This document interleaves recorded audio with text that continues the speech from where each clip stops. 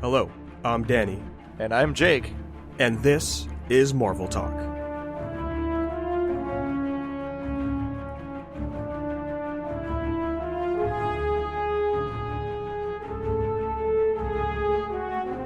Hello everybody, welcome back to another fantastic episode of Marvel Talk. We got some great stuff to talk about here. I added some stuff in the beginning of last episode that we missed because it happened after we recorded, and that's mainly just the MCU stuff with the movie titles and release dates for those films. I'm kind of like, I don't know. Like, I'm kind of like, the titles don't really, I mean, they're titles. I don't know. Like, this is how I felt the same time when they did it last time. I'm just kind of like, I'm excited to see footage. I guess there's some changes on there that are kind of interesting, like the Marvels being like, they're just going to have them all in one movie. Yeah, I feel the same. There's really nothing catching my eye, aside from the movies we've already mentioned before.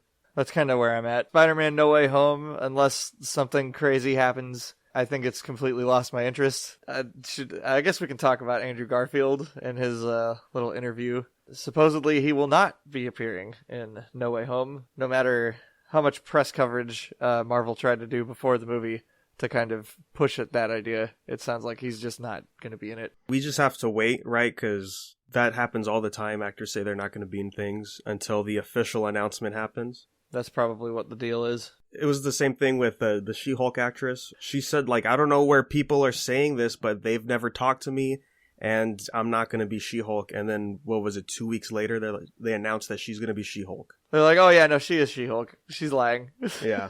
It's such a weird, I don't know. Just cast the people, man. Just let us know who's in it. It's such a weird, the secrecy levels of Marvel these days. I'm like, I don't know. Some stuff they keep secret and some stuff they don't, and it's just kind of silly. Yeah, it's always weird with them releasing press information like that. I hope Andrew Garfield's in it, but it's probably going to be a wait and see type of deal for me. I'm probably not going to go out of my way to check it out. The other thing to mention about this is, I think we said it in our chat, that this trailer didn't hype you up, right? And because it's just a trailer of logos and movie titles, and I think that's fair, and I just still don't understand why Marvel's not doing stuff like DC with the fandom. Yeah, like that would be awesome. Like you could have crazy interviews with actors from the movies. Like I'm just thinking about how much they could be doing with like the Eternals and Shang-Chi right now to like boost up their like press coverage.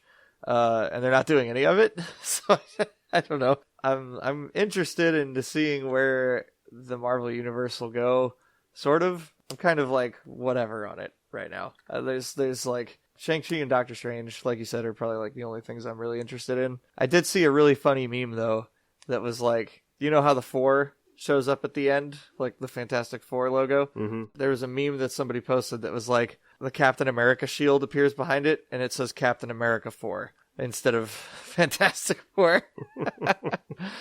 That'd be a funny one. That'd be good. I would laugh. It would make a lot of people really mad. But it'd be pretty funny. It would. I'm just like, yeah, there you go. Show that contempt for your audience there, Marvel. I love it. Yeah, it would be a real good joke. I would enjoy that. And that would be a really cool, funny lead-in to like a Deadpool trailer.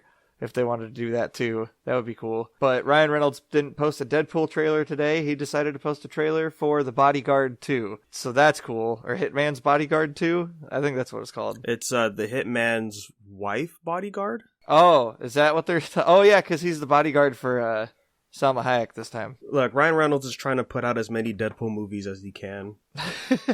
It's crazy how he keeps playing Deadpool in these movies. Free Guy looks like a really good Deadpool sequel. Yeah, I never really noticed until I went to go back and watch just clips of his old movies here and there and be like, oh wow, yeah, he is just Deadpool in almost every movie, right?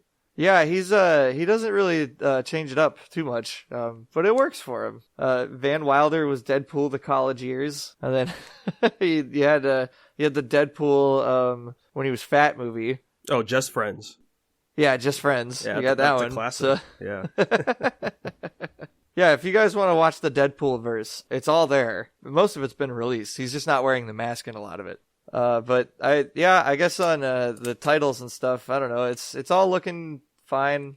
I guess they're all logos. I'm excited that they're all movies. Like, they didn't advertise the shows that much, so it didn't feel as overwhelming, but it's still kind of like, you're going to have 13 movies to watch soon. And I'm like, I'm not going to watch, I'm going to watch 2 of them. There's other stuff they could be showing from Marvel television stuff. So I guess they don't matter that much. No, I guess not. That's, I wonder if you actually have to watch any of them for them to matter.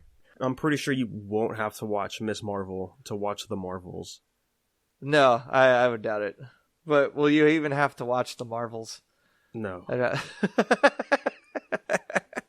only thing that sucks for me with the Marvels is that it's probably not going to be in space, which I think they should lean more towards that for Captain Marvel. Oh my gosh, you're right. It's probably going to just take place on Earth. It's a good thing we got Secret Wars to be in space, maybe, right? And I'm really happy that The Eternals, this movie about cosmic beings from other worlds that are millions of years old, is mostly going to take place on Earth. That's exactly what I want from my movies about space.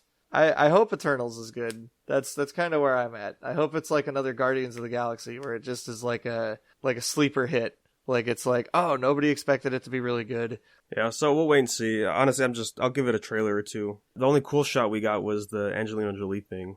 Which they confirmed, I guess, that she's going to be making multiple weapons while the movie's happening. So, like, she'll be, like, able to conjure, like, swords and shields and axes and bows and arrows and stuff. So I was like, oh, that's pretty cool. I'm wondering how long she'll actually be in it. Yeah, I'm not sure on my end. I know nothing about the Eternals. I got nothing. I know that they're the not as cool versions of, like, the New Gods from DC. You know, they're almost like Orion and the other guys. Well, a part of those movies that got revealed, one was the Black Panther 2, which we got the name for, which is Wakanda Forever. Yeah, I know there was the casting rumor of the guy from, oh gosh, it's the period piece love story show that just came. Oh, Bridgerton. There's like a guy from Bridgerton that they might be having be the new Black Panther. Like, he'll be like not like T'Challa himself, but he'll be like another character from the comic books who becomes Black Panther after T'Challa, whose name I don't remember off the top of my head, but it's a lot more, it's an American name rather than an African name. Like, I think he's a guy from America. I would guess it would be Shuri. She would take on the mantle. Yeah, Shuri would make sense. Like, maybe they'll have 2? That would be kind of neat. It can be like Iron Man, where there's like Iron Man and War Machine, but instead they're just both called Iron Man. I don't know. I know that, isn't Killmonger supposed to come back in this one? I kind of hope not. I keep seeing stuff that they've casted Michael B. Jordan in it again, and I'm just like, why? You can bring back Killmonger, but you can't bring back Ulysses Claw, huh? That's a shame right there. Because if they bring Killmonger back, the only thing I could think of is, oh, he's Black Panther now. That would be the only logical way to take it. We'll see what that movie does, I guess. Yeah, we got Martin Freeman recently. He said, it's very odd, but we're in for a treat, he says, for this movie. Huh. Yeah, which, I mean, again, like, Wakanda Forever, that doesn't really give us much information. Unless it is the Wakandan war against Atlantis. See, that would be pretty cool. Like, if we could have Namor show up and stuff, like, that'd be dope. There's, like, some rumors about that, right? Because there was, like, the under ocean earthquakes or whatever in Endgame that they were talking about. That was like the thing that, like, oh, there's Atlantis maybe. I think that would be a lot more interesting than what the first movie did. And then other MCU news, let's just talk about this, because this was the rumors, and it got confirmed by Kevin Feige himself. Doctor Strange was supposed to show up in WandaVision. Yes. Yes. My boy.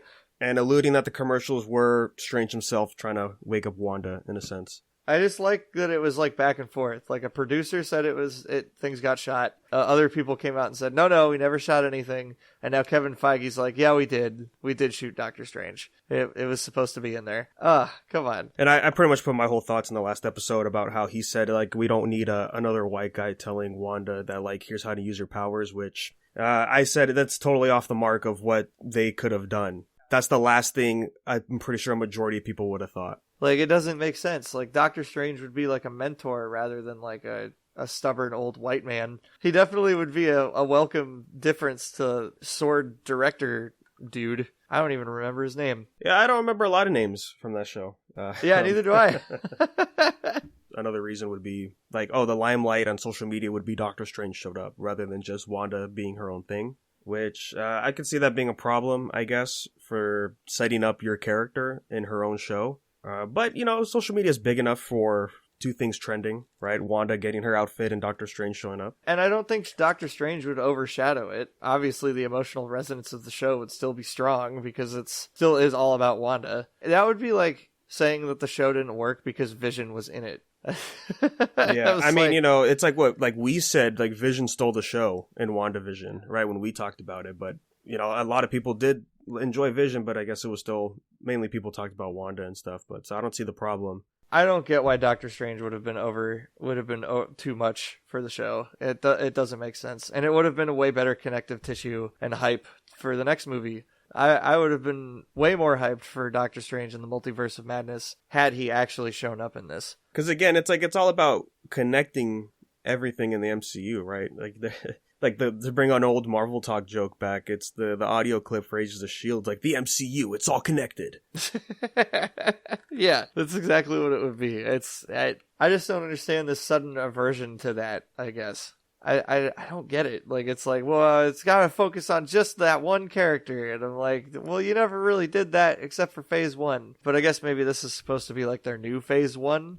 So maybe they're trying to still do that kind of mentality. I honestly don't know. Even more reason to have him show up so that way you can build up the hype train longer. But it is kind of interesting that all of the commercials were supposed to be Doctor Strange contacting her. Little weird that the final one being so dark. I don't know what Doctor Strange would have been trying to accomplish with the kid shriveling up into like bones, but I mean, cool, I guess. I don't know. That's yeah, like all the other ones make sense, right? Because you got Hydra, Tony Stark, Lagos is in one of them. All the key moments that he would know about her, because I don't even think they probably talked, right? Yeah, I don't think they met once during the whole movie. Except maybe in the big, like, everybody standing together moment. But otherwise, yeah, you don't see them together at all. So yeah, it'd just be him going off of just what he knows about her. Yeah, maybe they'll release the footage at some point. That would be kind of cool. Like, kind of how they released the footage of Tony and Morgan from Endgame and stuff. Like, it could even be on, like, special features for Doctor Strange and Multiverse of Madness. In other news with casting and characters in the MCU, Dave Bautista... Yeah, I liked his explanation. He's like, I'm 54, and I feel like my body could get fat at any second. Like, he was like, I feel like my body will just give up. He's a WWE wrestler. He wrestled for years and years and years, and it makes sense that he wouldn't want to do super high impact stuff anymore, like action movie-wise. And I think he's proven himself pretty well as just a good actor, like being in the Guardians movies and then Blade Runner. Like, I've thought he's been pretty good. He's got some good depth. I think if he wants to get out of the MCU, he should be allowed to. Yeah, exactly. Yeah, he's got a lot of movies coming out. He's in Army of the Dead. I think there's one more movie he's going to be in.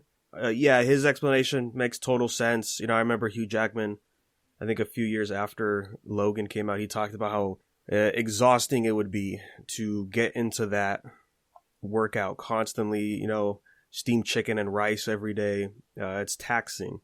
And as we could see with the MCU, everyone gets a little bit slimmer the longer they are in the movies. Yeah, Falcon and Winter Soldier, man. Whew. Oh, yeah. I mean, especially going off of the flashbacks in Civil War. Man. Civil War, everybody was jacked. Everybody was so big in that movie. That was like, it's not my favorite one, but man, if there's one thing you can say about it, it's they all got big.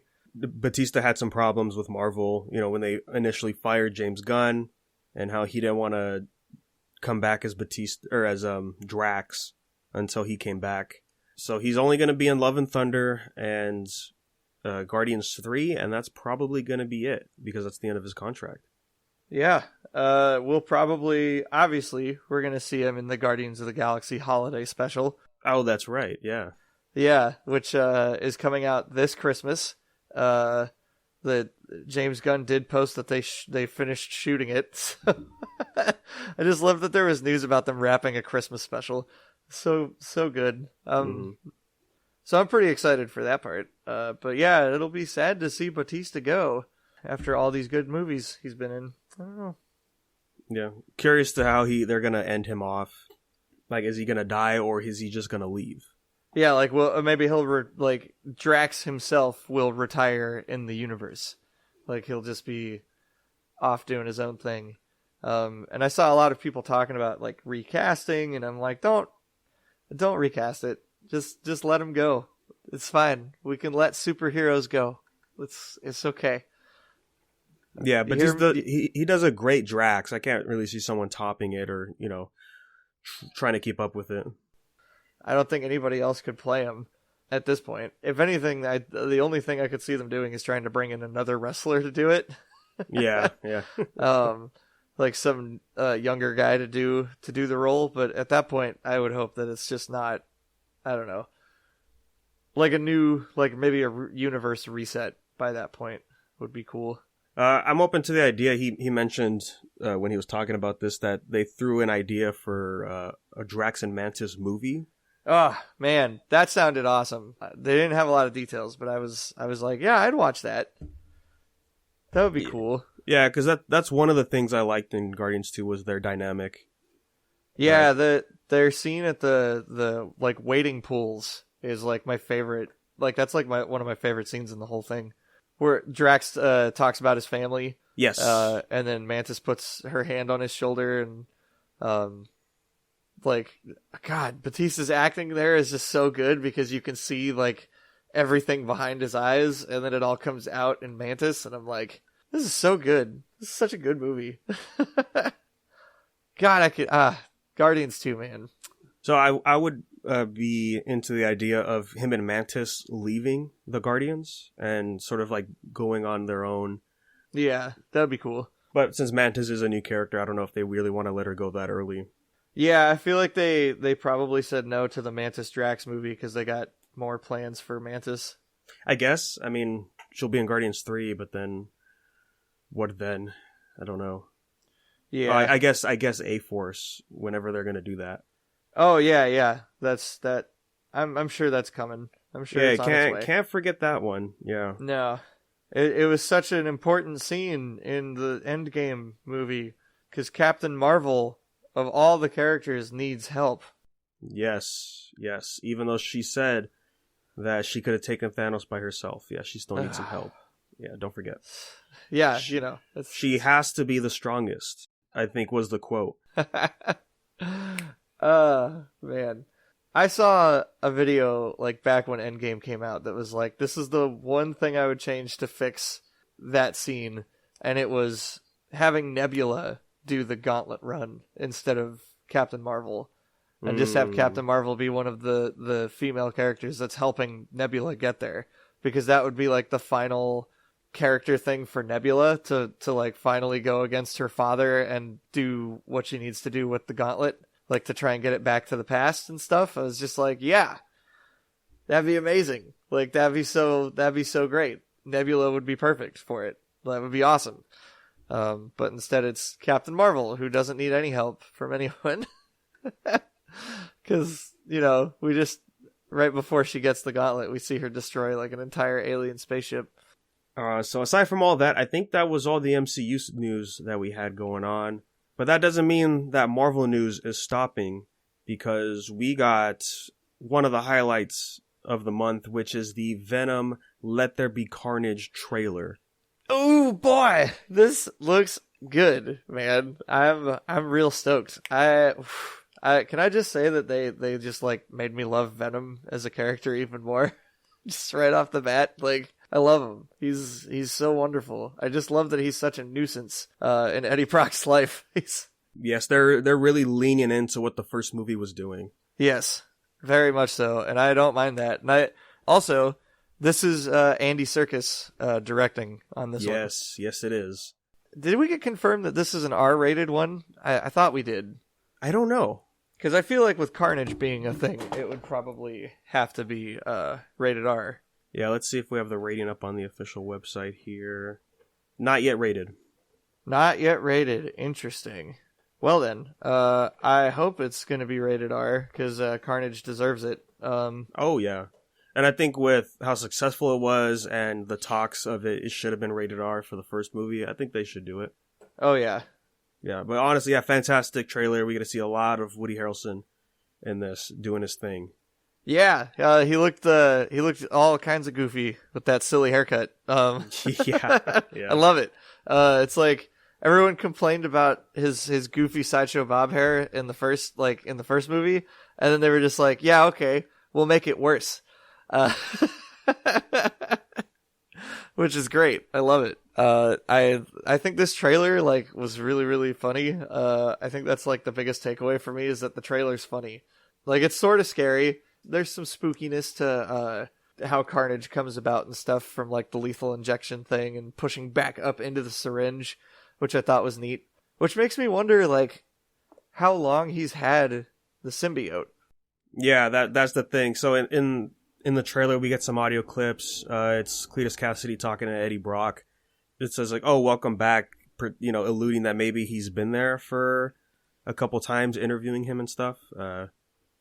Which I guess makes sense because he's still doing the newspaper stuff, right, Eddie Brock? Yeah, I think the idea is that he probably gets his job back somewhere.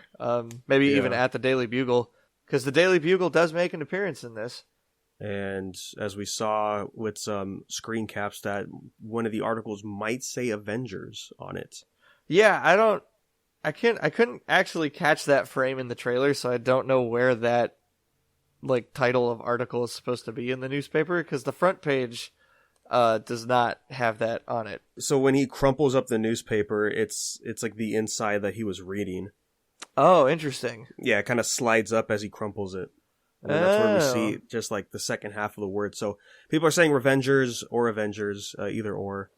Yeah, which brought up an interesting thing that Andy Serkis said about this movie, of whether or not it's connected to the MCU.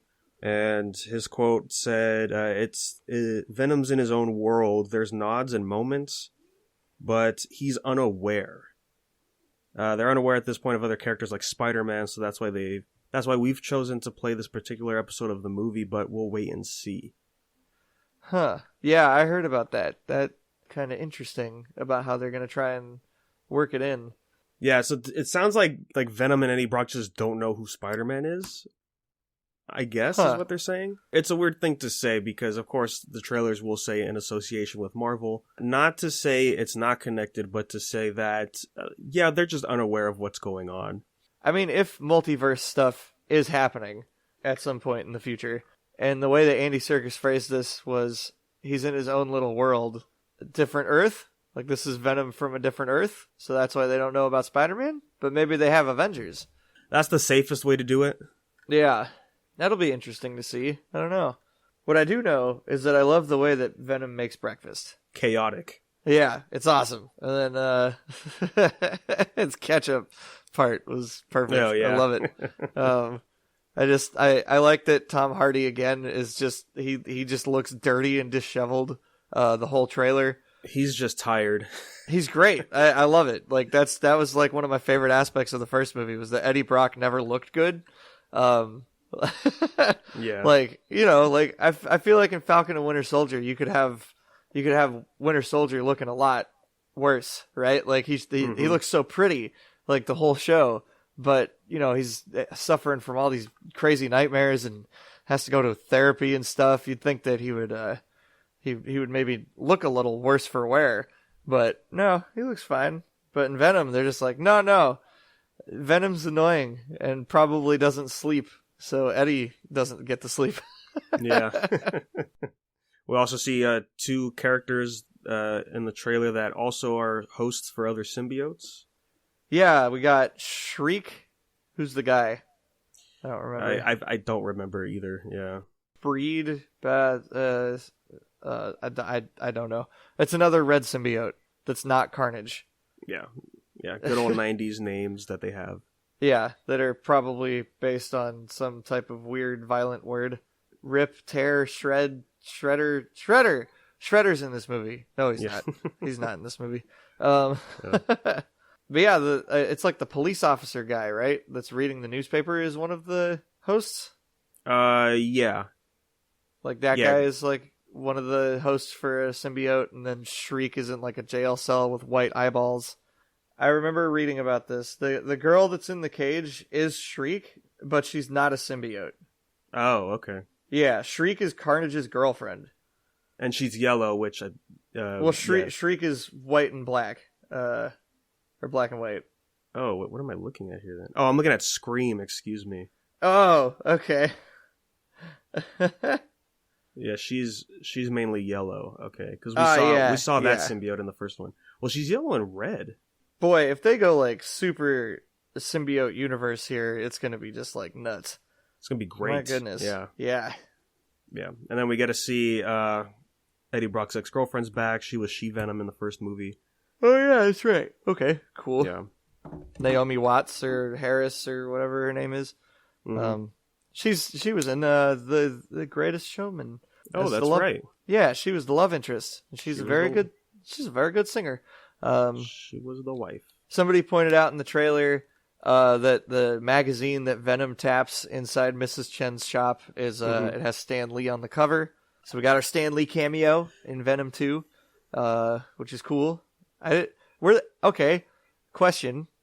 Do you remember Stan Lee cameos in WandaVision or in Falcon and Winter Soldier?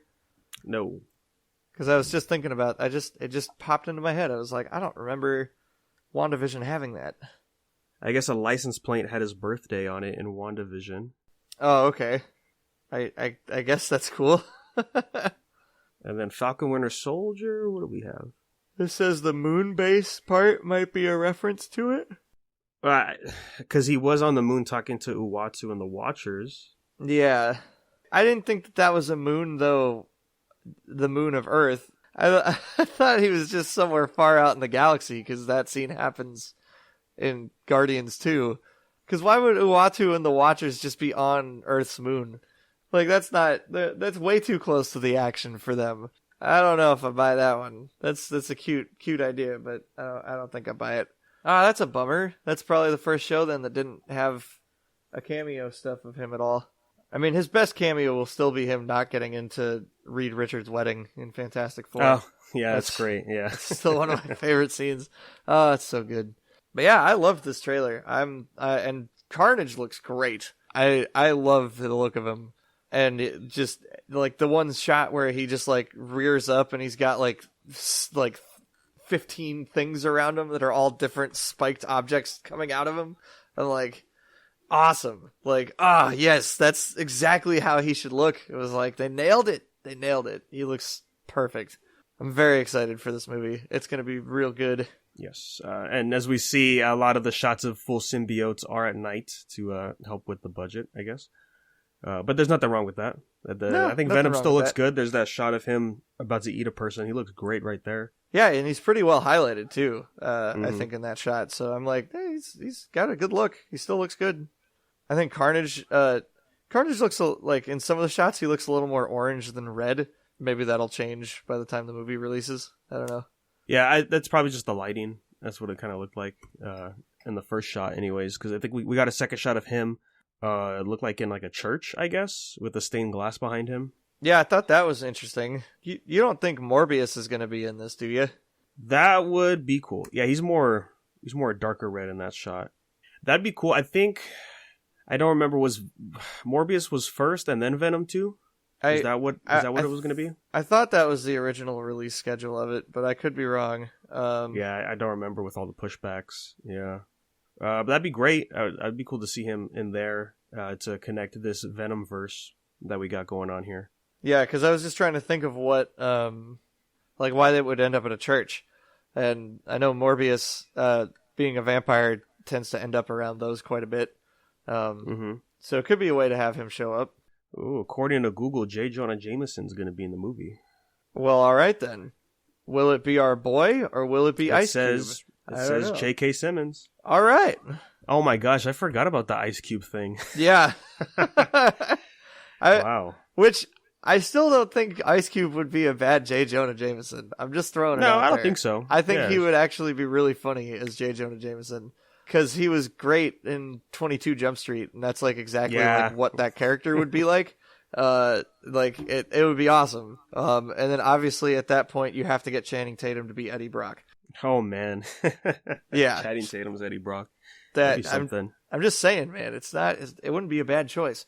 And I would imagine that in this universe he's just gonna straight be a newspaper guy again. Because in the other universe he's like he's like a conspiracy theorist podcaster, man. In the games, yeah. In the games and in the movie, it seems like he's doing the same kind of character, like a Fox News that's right, kind of guy. right. Yeah, because he shows like right at the end of right at the end of Far From Home, he shows up. So right on, man. Excited for this movie. September 24th is the release date for theaters. Yep.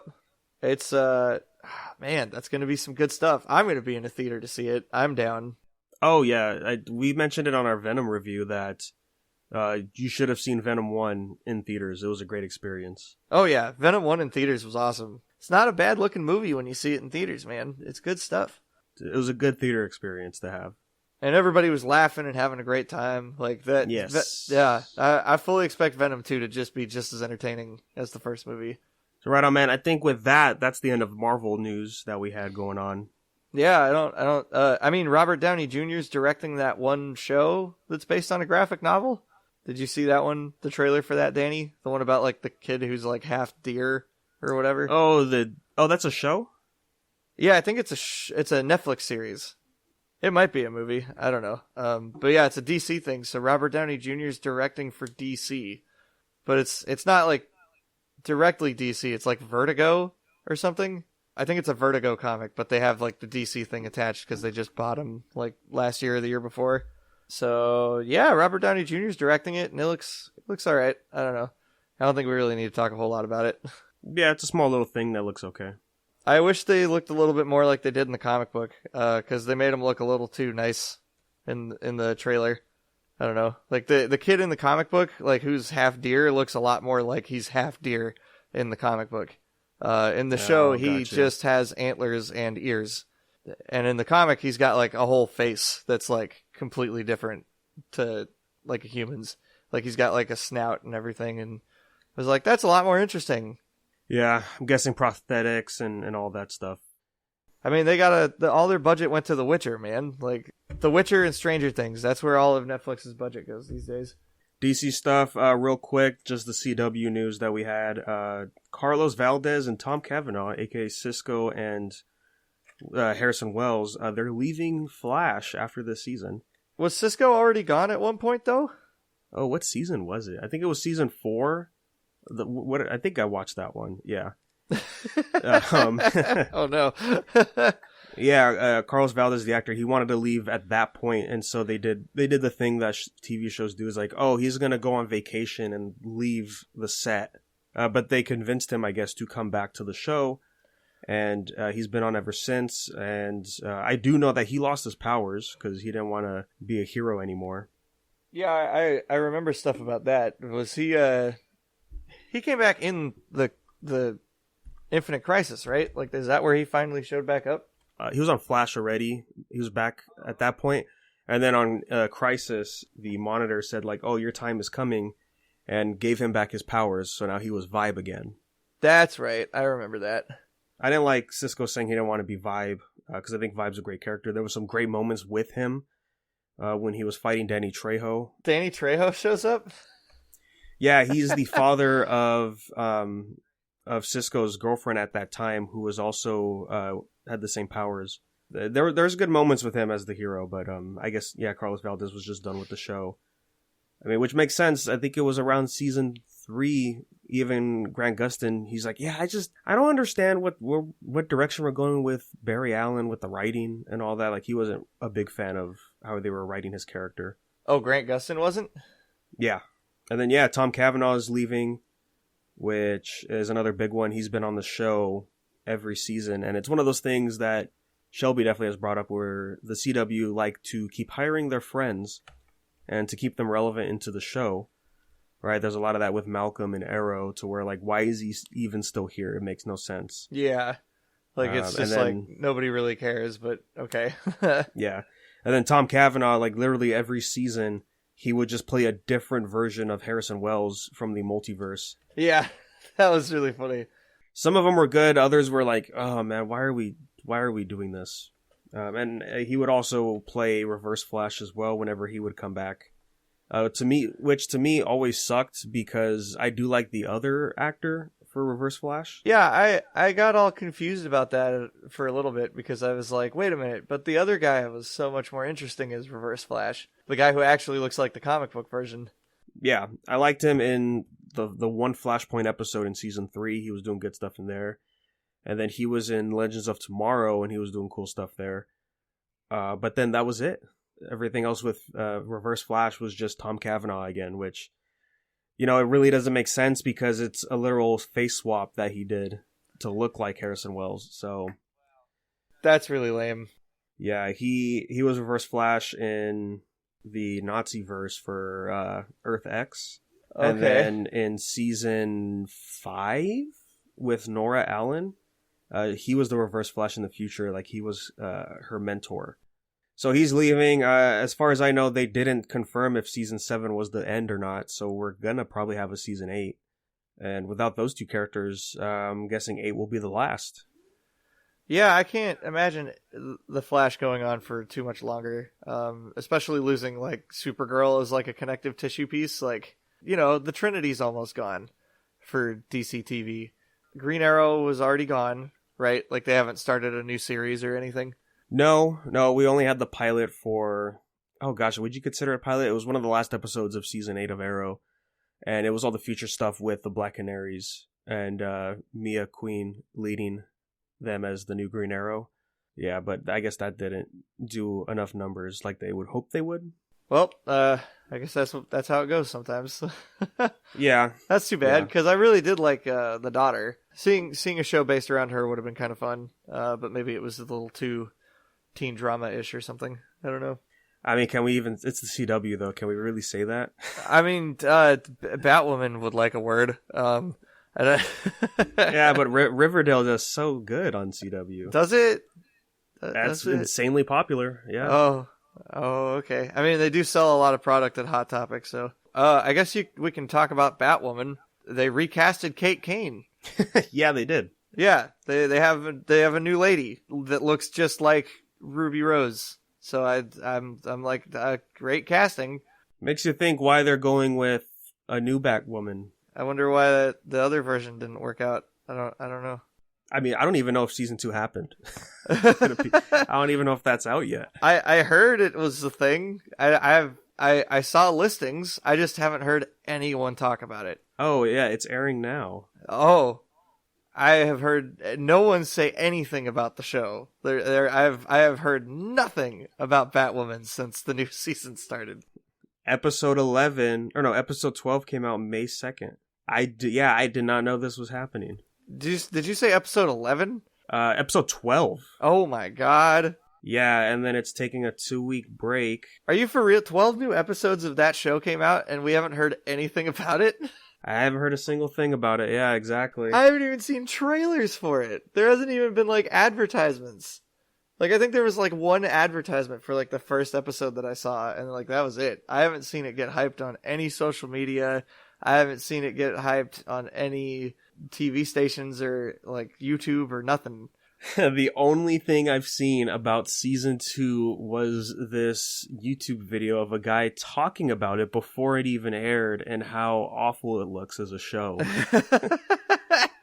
So that's the only thing I've seen for Batwoman season 2. Wow. I didn't even know it was halfway through the season.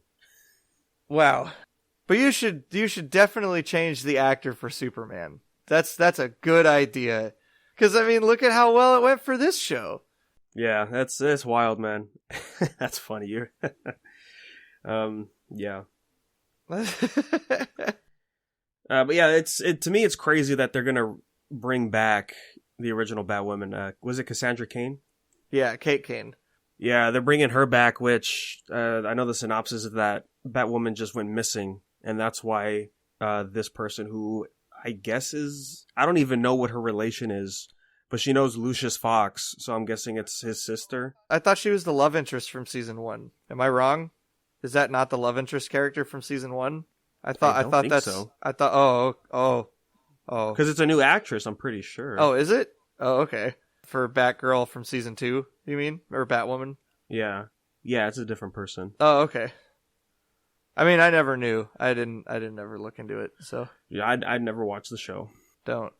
You don't need to. I saw one shot of Ruby Rose dropping down in a high school prom and put on the bat goggles, and then everyone was taking photos, and that was the only thing I saw. Yep. Man, there's a shot from this second season where Batwoman, the new Batwoman, has the white eye pieces over her eyes, like the comic book. I think. Oh, this was the only other bit of coverage about the show that I saw. Was a bunch of people on Instagram who were trying to stand up for the show, being like, "Look, Batwoman's the only Bat property that's done the eyes right from the comic books." The scene I just mentioned with Ruby Rose, that the goggles she wore was the white parts, so we got to see it there too. So it's not even just exclusive to season 2. Okay. Yeah, it was a feature on the helmet, but like all the promo shots, like she doesn't have the whites on the eyes either. So No, they only use it for like one action scene for each season. I don't know. That I always was like, I felt like they did it good in The Dark Knight when Batman uses them there. Mm-hmm. You know? But also they look kind of goofy. I think they work better in comic books and stuff. Even the animated movies don't do they only do it for Batman. Like Flash doesn't have it. Nope. Well, Flash in the animated series had white eyes. Well, yeah, I'm mainly just thinking of the movies. Oh yeah, like Flashpoint and stuff like that. Yeah. Oh my gosh, so I didn't even know she was wearing a wig in Batwoman for the costume. Oh, you didn't know that? Yeah, she wears a wig. That's part of the costume. I thought that was her hair. No, that's because her hair is the same exact thing. Oh, you mean the new Batgirl? Season 2 Batgirl. Yeah. Yeah. Oh. Yeah. Yeah, actually that doesn't make sense. Why would unless that's the old wig. I don't know. Well, we don't have to talk much about Batwoman here. Well, let's go back to the Flash real quick because there was a little bit more there. We got set photos of them filming, and we got the first look at the Impulse costume, which is Bart Allen. That's Barry's grandson from the future. He's showing up. I don't even remember if we talked about it, but they could have gone with better casting, I feel like. But yeah, we got to look at the suit, and it looks okay. It looks CW. I mean, it looks like the old Teen Titans comic book, so I dig it. The colors are right. They got all the colors there. But yeah, I agree. I feel like their casting could have been better. Yeah, because the way I see Bart Allen is the one I see in Young Justice. I think they did a great job with him. Yeah. In that show. Yep. Yeah. And then along with these set photos, we got to see them fighting a bunch of, what's his name? Godspeed? Oh, yeah, the weird white Flash. He's like the Speed Force Monster Man thing or something. Yeah, he's been popping up on the show for the past few seasons. I think from season 6 moving forward. He's been showing up, but it's been clones, I guess. It was during I think the intro of Crisis when we get the Barry Allen stuff. Yeah, he takes down one of the Godspeeds, unmasks him, and he asks him a question, and he does like this weird distorted digital scream, and it's like, oh damn, like we got it. It's not him. It's another whatever it was. Oh, okay. It's a life model decoy, because Marvel won't use them. It was good in Agents of S.H.I.E.L.D., but they just don't want to. Seeing 50 Patton Oswalds in one shot was pretty impressive. Yeah, that's right, huh? Yeah, that was great. So in the set photo, we see there's 5 Godspeeds there, and I don't know if it's going to be like multiple clones or if it's just like, let's get all these people on set and just kind of like do the effects for, the super speed.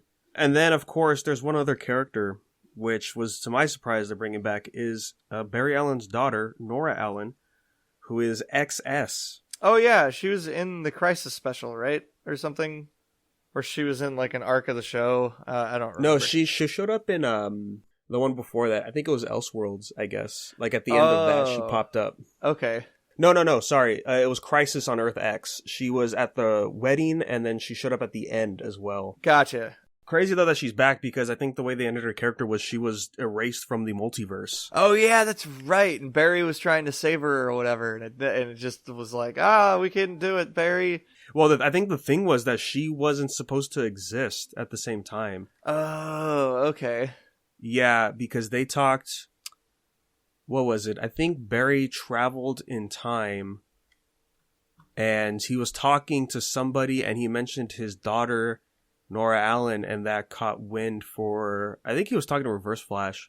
Oh, only one daughter. Oh, because I think they had twins in what should be the mainline stuff. Or whatever, so she's not supposed to exist is a big thing, and that's why she got erased or something. Yeah, that's another thing. That's a season I didn't watch. Yeah, so she's back for one last time.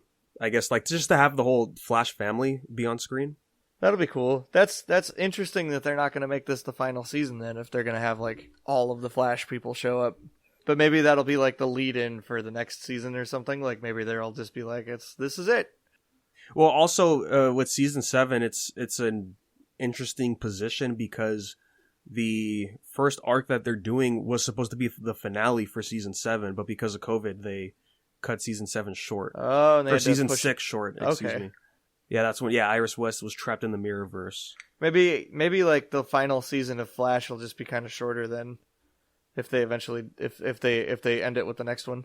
Oh, I'm sorry, I'm getting confused. Season 8's the current one. I thought we were on 7. Oh, okay. Okay, so season 7 ended short, and then we're at 8. And yeah, it doesn't say. Yeah, it would have to be a season 9, right? Yeah, I'd imagine. Maybe they'll do like a season, like a shorter season 9 or something. Maybe to just wrap it up. Oh, yep. It renewed for a 9th season on February. Oh, snap. Consisting of 13 episodes. Okay, this article is this month, and it says... Oh, they were talking about a season 9 before season 6 wrapped. Or no, before COVID, they talked about season 9 happening. Okay, yeah, things were put on hold because of COVID, and they don't know when they're going to be renegotiating for future seasons. That's their biggest show for the DC stuff anyways. Or maybe not, because we saw Stargirl got renewed. Yeah, Stargirl seems to be doing pretty good. Yet another show I gotta finish watching. Definitely want to see how the rest of the Justice Society fits into that show. Yeah, it got renewed for season 3 last week. Yeah, I'm interested to check it out. Looks like there's a lot of fun stuff going on over there. It looks different from what we've been getting in the Arrowverse, so... Yeah, I'm always down for a little bit of variety. And, well, speaking of variety, I mentioned the pilot when it came out, but Superman and Lois, we got a new trailer for the remaining episodes of the show. I gotta make that suit, man. The Fleischer suit at the beginning of episode 1. Ah, man. Ah, such a good reference. And then they even do the whole thing where he's picking up the car, and I'm like, yes, this is Superman. What? They're doing it. Like, Tyler Hoechlin he just looks so good in the suits and stuff, and the main suit for this new season also looks really good too. Yes, it's really nice. It's a super good blend of like New 52 and classic. No underwear and red belt, but it's got the normal neckline and the classic symbol and stuff. So yeah, way better than what he was rocking in Supergirl. Oh man, his like weird race car suit. Yeah, it was supposed to look closer to Supergirl's. Yeah, which, I mean, I've always mentioned doesn't make sense because Supergirl made hers, whereas his is from Krypton, right? Yeah, so, like his is a Krypton, or sometimes it's his mom made it. The way he says that line in the first episode was so good. Thanks, my mom made it for me. Yeah, I really want to get into watching it. It looks pretty good. And the sons actually look like they're pretty good, pretty decent actors from that little trailer, from the second half of the season trailer. I like the shot of the one son like punching through the wall. And I'm loving this whole aspect of like, I can't measure up to Superman. Like, like how do I do that? Which is great. Which is also a big theme in the other show we're going to talk about soon. But I really dig it. I dig advancing Superman and Lois to having kids that are like teenagers. Good stuff. Yeah. So there's 5 episodes out now, which are on the CW app or on HBO Max. I'll probably start binging that soon. Yeah, I think I'll do the same.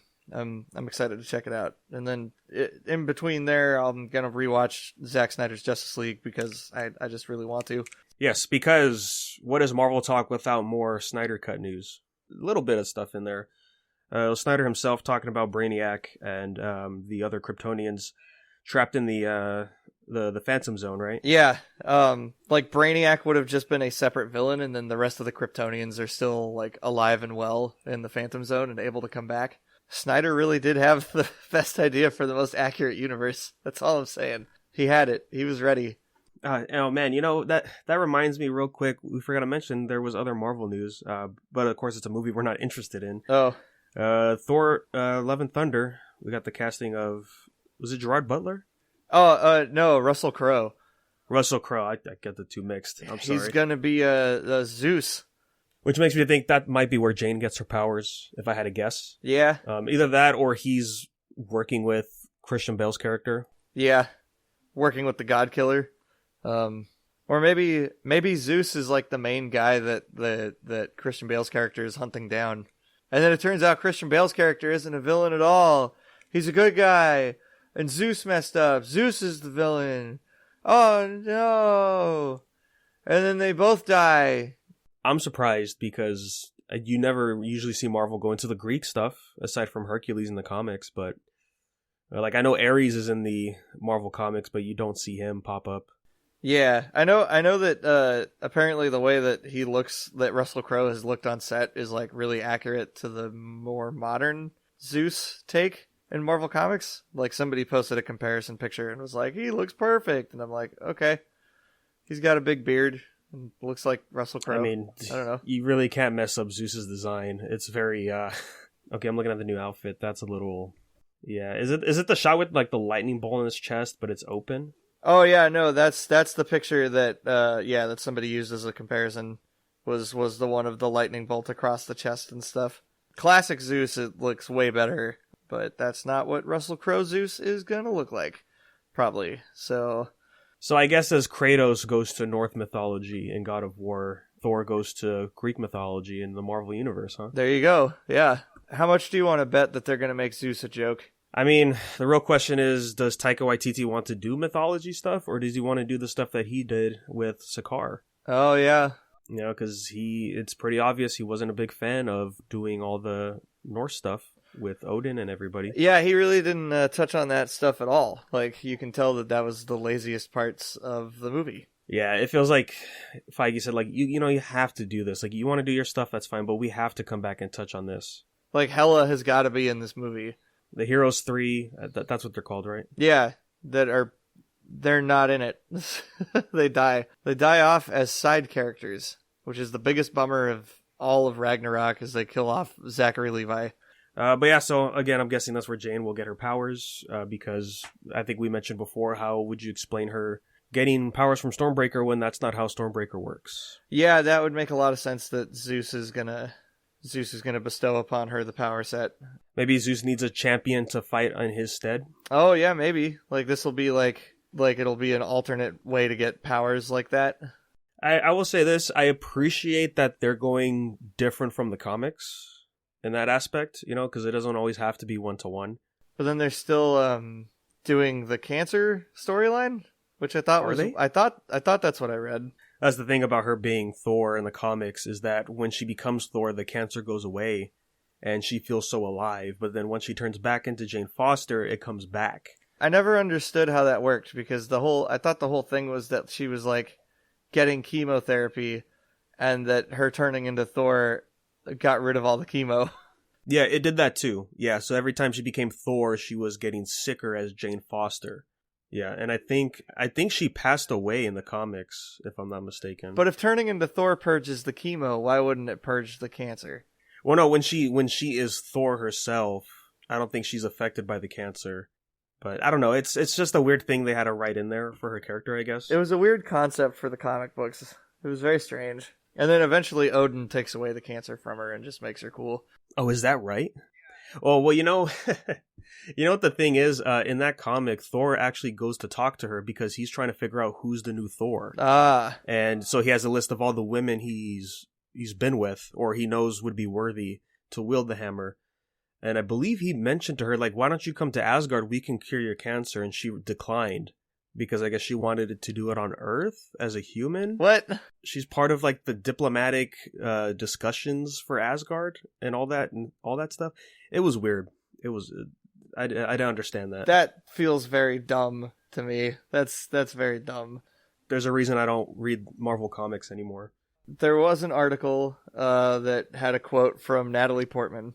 Oh, okay. And the quote is, I can't tell you that much. I'm really excited. I'm starting to train to get muscles. If there can be all these female superheroes, the more of them there are, the better it is. I'm trying to think. It's based on the graphic novel of the Mighty Thor. She's going through cancer treatment and is a superhero on the side. So it sounds like they might have the cancer storyline in the movie. That's wild, considering the last time we saw her was Dark World. Yeah. My guess is the way that they're going to explain the cancer stuff is that she got it from having the red stuff in her.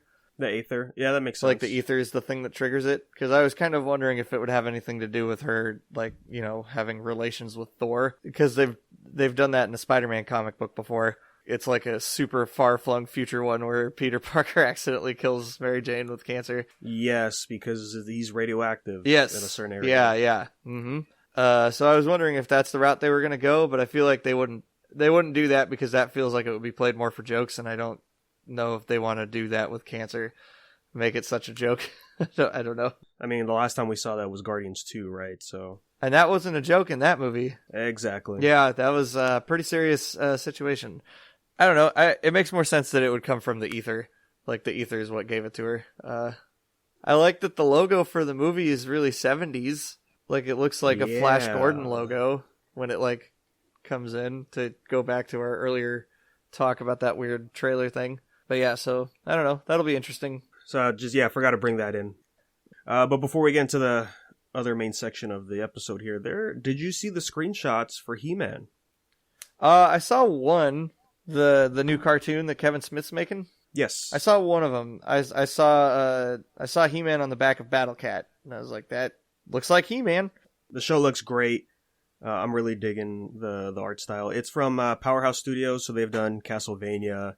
They did Blood of Zeus. They're basically the animation studio at Netflix right now. Oh man, gosh, I'm just gonna say it. I was a little worried that this was gonna look like She-Ra, because I'm not a big fan of new She-Ra. New She-Ra doesn't look super great to me, but this looks so 90s. I love it. Skeletor looks great. Holy moly. Yeah, this is I think they said it's a continuation of the original 80s show. What? That's cool. That's pretty tight. Well, the official Twitter says it's a love letter for fans who grew up with the original series. Okay.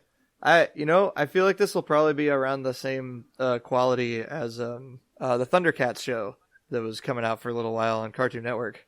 Oh, 2011? Yeah. Yeah. Gosh, that Thundercats show was so good. Who's playing people? What's his name from Supergirl?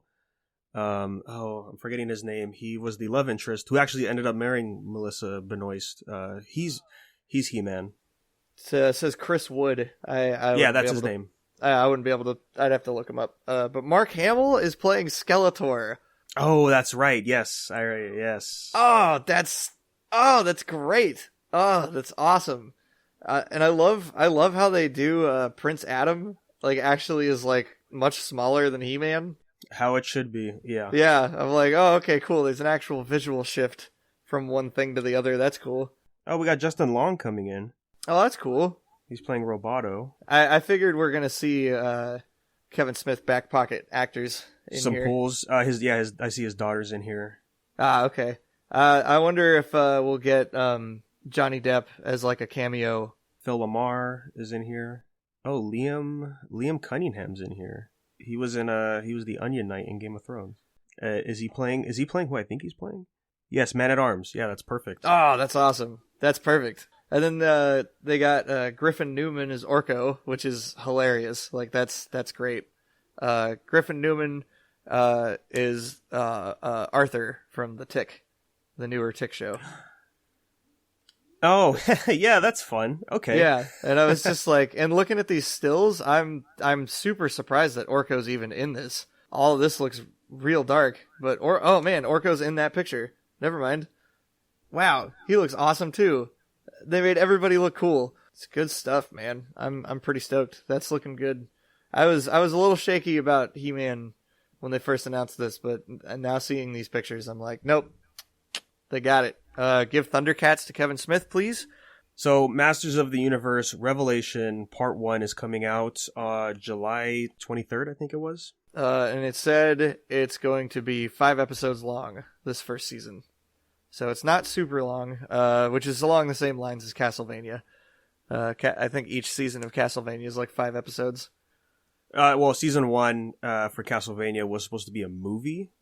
Oh, and then they broke it down into 4 episodes, and then season 2 became 8 episodes. Season 3, I think, was also 8, and then season 4, which just dropped, is I think 10. But since they said part 1, I think that means in a few months later, part 2 will come out. All so right. we don't have to wait like the whole usual season cycle. The last thing with He-Man is Dark Horse picked up the IP recently, since that ended over on DC. And then they'll be doing the prequel comic written by Kevin Smith and one of the other writers for the show for Revelation. Nice. And the art style at least for the comic, looks good for the cover. Oh yeah, July 7th, new issues will be shipping monthly through October. Oh, okay, so it's not going to end when the show starts. So it might run alongside it a little bit. Yeah.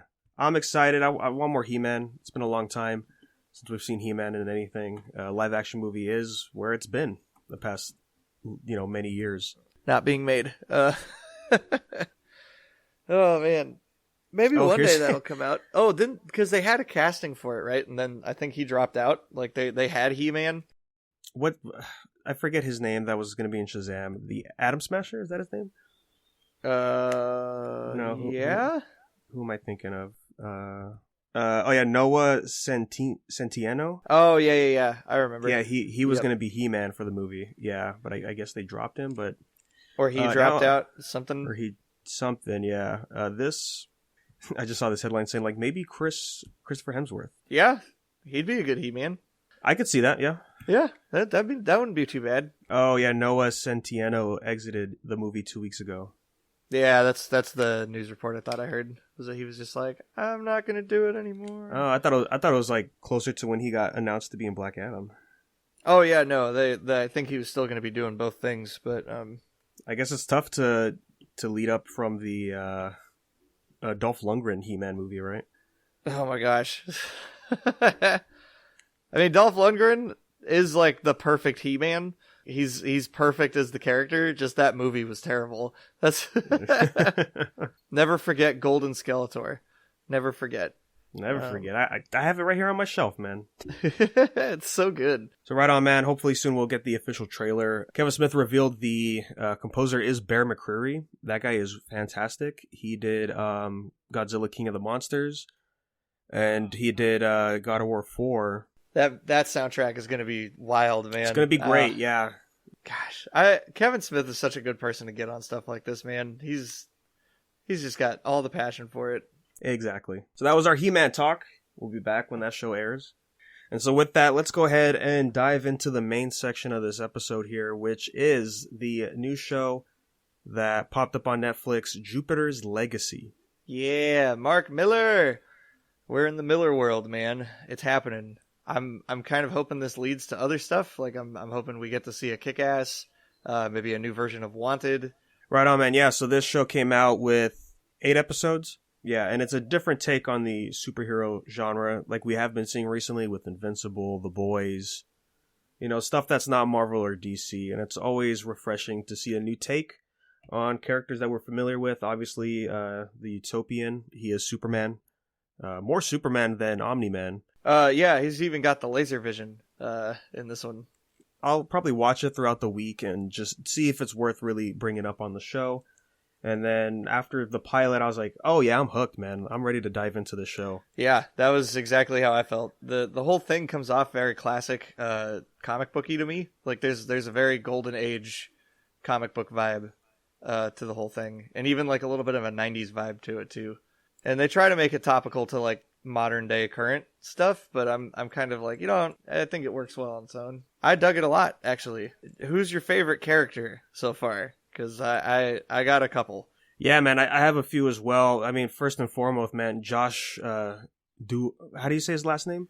Josh Duhamel, coming out of nowhere with some excellent acting. Holy moly. Yeah, he's up there for me. I don't think it's mainly because of the screen time that he gets, right? There's obviously a lot of characters that have more screen time than others should. But yeah, he was fantastic. Even Leslie Bibb, she did some good moments in here. Is that the wife character? Yes. Yeah, that's Grace. She was great. Her one episode is pretty great.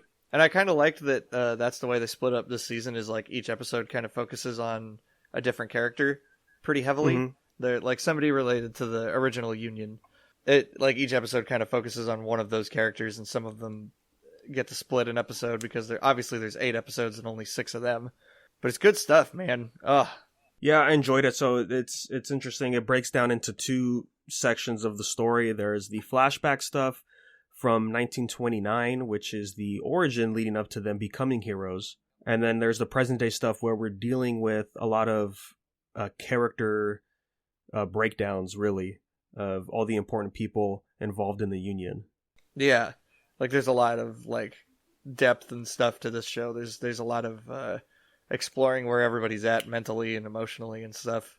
Not a ton of action. This is definitely an action light kind of show, but it feels natural for it. It doesn't feel out of place. Yeah, I'm okay with that. You know, I think that was another thing I liked about The Boys, as well as, you know, it wasn't heavy in the action. It was really about the characters. But yeah, but here on the show, it slowed down getting into these characters, and I didn't think that was a problem at all to have a slow type of pacing for this show. Yeah, I didn't either. I really dug it, actually, because I feel like this is a much more intimate story that kind of deals with a lot of adult stuff, like loss and growing up and different like moral values and how stuff changes with time, and there's a lot going on here that I really dig. That kind of is like, it focuses a lot on these characters being people rather than just mythological superheroes, more than I think Marvel has been doing with their shows. So this is great stuff. I don't know. Overall, I'd say I'm gonna watch it a second time because I want to show my girlfriend the show. Yeah, this has that rewatchability. I will rewatch it whenever we get the season 2. Yeah, because there's obvious setup that there will be a season 2. Definitely a season 2. Which I have to say before we get into spoilers, that is the one downside I have about the show, is that there's this big mystery in the air from the first episode about like, well, who did all this stuff? Who brought this villain back? Yeah. You know, when I got to episode 6, I was thinking, are we not gonna get the big fight at the end and resolve this issue? Because like right now, like it's still slow, and I don't mind it, like I said, but like, oh, like we still have to resolve the thing that hooked us on episode 1. Like one of the things that did. That's something I kind of liked about this, though, is that it kind of hoodwinks you a little bit. I didn't see the ending coming at all. Oh, but the reveal of who was behind it? Yeah. Like, I didn't see that coming at all. But I kind of like that there is a fight at the end of the season. Like, we get a pretty decent action scene, you know, and it's a pretty big fight. Like, it feels like a pretty big season finale type of battle. And we get kind of 2 of them. The one in the jail isn't super crazy. But the other fight is pretty exciting, in my opinion. I don't know. I think it culminates pretty well for me in terms of where it went and stuff. And I think that it sets up to, if people really like this season, we'll make enough money off of it from getting viewers, and we'll be able to pump more money into season 2 so we can actually do more action scenes and stuff. Yeah. Well, yeah, on my end, I had an idea of who probably was going to be, just based on a certain scene in episode 1. Like there's like conflict with Utopian and somebody else, and I'm like, oh, that's probably going to be it. I was still up in the air until we got the reveal. I was like, oh, okay, so yeah, as much as I figured. Okay, yeah. See, I never connected that dot like at all. Like, and I know what you're talking about, but I never it didn't connect for me like that at all. Because of how well they built up other stuff. But man, I think this show did a pretty good job. I think it's got a pretty good mystery going on with itself. And I found out some stuff that's pretty interesting. I was listening to Caravan of Garbage. They brought up a lot of stuff about the comics that is pretty different from this season of the show, but I want to bring that more up when we talk about spoilers, I think. Yeah, so overall, I would recommend the show before we dive into spoilers. Yeah. I recommend it. Yeah. I would too. I give it a big thumbs up. Go watch it. Go check it out. If you're looking for something that's not the regular Marvel stuff or the DC stuff going on, this is a pretty good alternative. It's like this, The Boys, and Invincible are like the trinity of non-mainstream comic book stuff right now, and that's kind of amazing that we're getting stuff like that, like so far outside the genre. Yeah, I appreciate that the most, is that because how successful the MCU is, we could get more stuff like this. I also want to just do a shout out and say that the costumes in this show are freaking awesome. All of the superhero suits look great. I love all of them. Paragon is probably my favorite super suit, though. Yeah, I like Paragon. His arc is interesting. In my opinion, I wish he had more screen time. Yeah, a little bit. I kind of wish there was less screen time, someone else related to him, and more screen time for him. Yes, exactly. Yeah. Well, the reason I like him is a lot is because the actor. There's certain shots in the show where I'm like, oh man, he looks like Tom Welling back in Smallville. Yes, once you said that, I was like, yeah, he looks just like him. Like, and oh man, and them working out on like a farm, and just like there's like the whole Kansas looking deal going on there, and I'm like, that's pretty cool. So yeah, with that, let's just go ahead and dive into spoilers. So check the timestamps if you don't want to get spoiled, or just go watch the show now. Yeah, just go watch it. It's actually pretty quick. The pacing feels a little slow in some spots, but I think overall it moves at a pretty good clip. And each episode's only like 45 minutes, so it's not too bad. And the final episode's only like 30, actually. Final episode. Yeah, that was surprising. Yeah, so they kind of have some up and down with the time there. Josh Duhamel has always been a great actor, and he finally gets to shine in this movie a lot more than he did in the first Transformers. So, all right, man, time to dive into some spoilers. Yes. Okay, well, first spoiler question that I had was, it just popped up in my brain while we were talking about it. The house that they live in on the farm, do you think that's the same cabin that Josh Duhamel travels to and like has like the visions in and stuff? Do you think he went back and like bought it and made that like his like superhero house? I'd have to watch it again and look at the details of the house. Yeah, to see if that's the same place. I can totally see that happening. But that feels like a thing his character would do. Like exactly. Yeah, I would say yes to that. Yeah, I don't know if that's going to pan out, but that feels like a natural thing to me to do. Also, did you notice who that actor was? Yeah, it's Red Foreman. Yes, from that '70s show. That was great. That was a great little cameo there. Yeah, I love that. Yeah, great scene too. Just overall. I really loved like the kind of Cthulian nature of how to get the powers. Like, there's like this whole like madness brought on by trauma deal, and then it's like a weird voice calling out to you from beyond the void, and like I was just like, this has got some good spooky vibes. Like, this whole show, it's got a nice edge to it. Can we talk about all the 1930s stuff? Because that's the best part of the show. Yeah, honestly, the flashback stuff is, I think it's the best, mainly because there is some stuff in the present that we really weren't feeling. I think we both agree on the stuff we didn't like. Yeah. I think we both agree on that stuff. But no, like the 30s stuff was really strong, character direction, and all the acting was top notch with the brothers Sheldon and Walter. Yeah, man. Even coming in with George. I loved all that stuff. That was so good. And like, even shout out to the lady who played Sheldon's wife or fiance lady. Like, she was really good too. And she's like barely in the show, and she's excellent. I don't know who directed Jupiter's Legacy, but they did a great job getting performances out of all these people, because it's some of the most passionate stuff like I've seen in like a superhero thing in a long time. A lot more passionate than some speeches from Falcon and the Winter Soldier. Yes, highly agree on that one. I really dug a lot of the stuff going on here. I love the framing of them putting it like in the 1930s, right before the Great Depression hits. So it's all just like acts of desperation stuff. Really good framework for setting up like all of the characters in the Union, and like where their values are at. Like, I love that. Like that Josh Duhamel's whole deal is just that he's so strict about being a superhero because he couldn't save his dad and stuff. Ah, man. Beautiful stuff. Yeah, well, it's with his dad and the farmer that he met along the way as well, and seeing like how it drove him crazy, and a bunch of all that stuff, like really putting the pressure on him. Just really well done, honestly. Like, overall, I'm so happy with it. I gotta say, I love Utopian's I love Utopian's therapist being his Lex Luthor.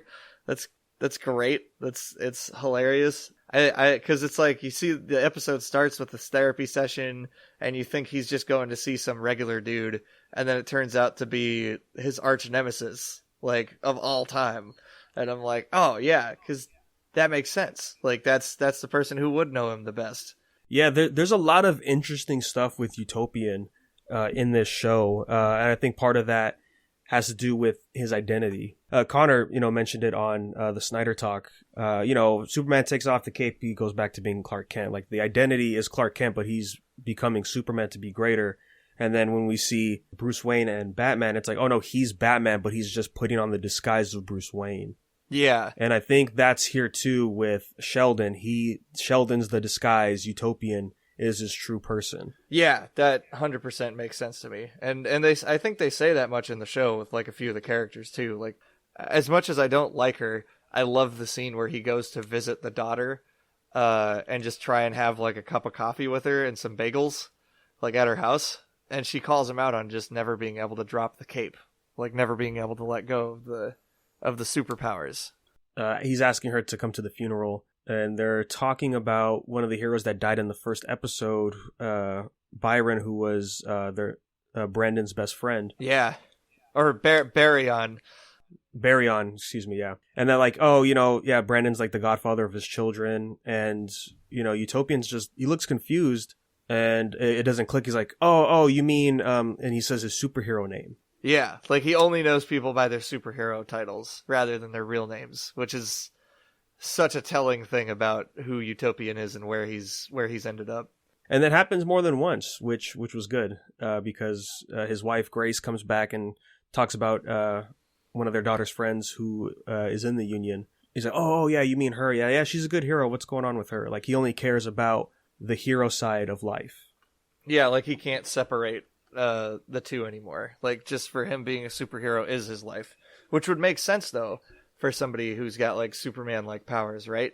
Like it's logical how he ends up there because of how much he probably has to do saving everybody and how often he hears trouble and stuff. Like there's the moment with him and his wife when they're like trying to get stuff going. He hears like an asteroid headed for Earth.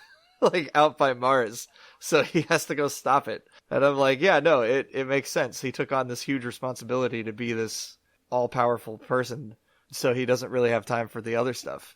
Yeah, it's very interesting, man, which I think it makes sense for him, for his therapist to be his arch nemesis, because that's the world he only cares about, is the hero side of things. And having the villain come in here, it's like, oh yeah, that's the relatable stuff that they have with each other.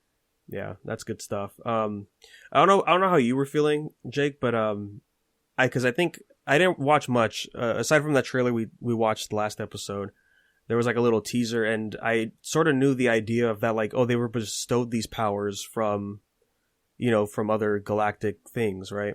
See, all I knew is that they ended up with the powers after going to the island.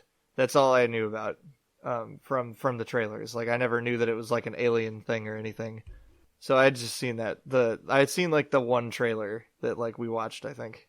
So the thing that kept being in my mind watching the show for the present day stuff was, well, where do all the other heroes come from? And like the villains they fight, like Black Star, who's basically like Darkseid. I was thinking like, where does that come in? Because it's, as we find out at the end, like it's only them six that get the powers.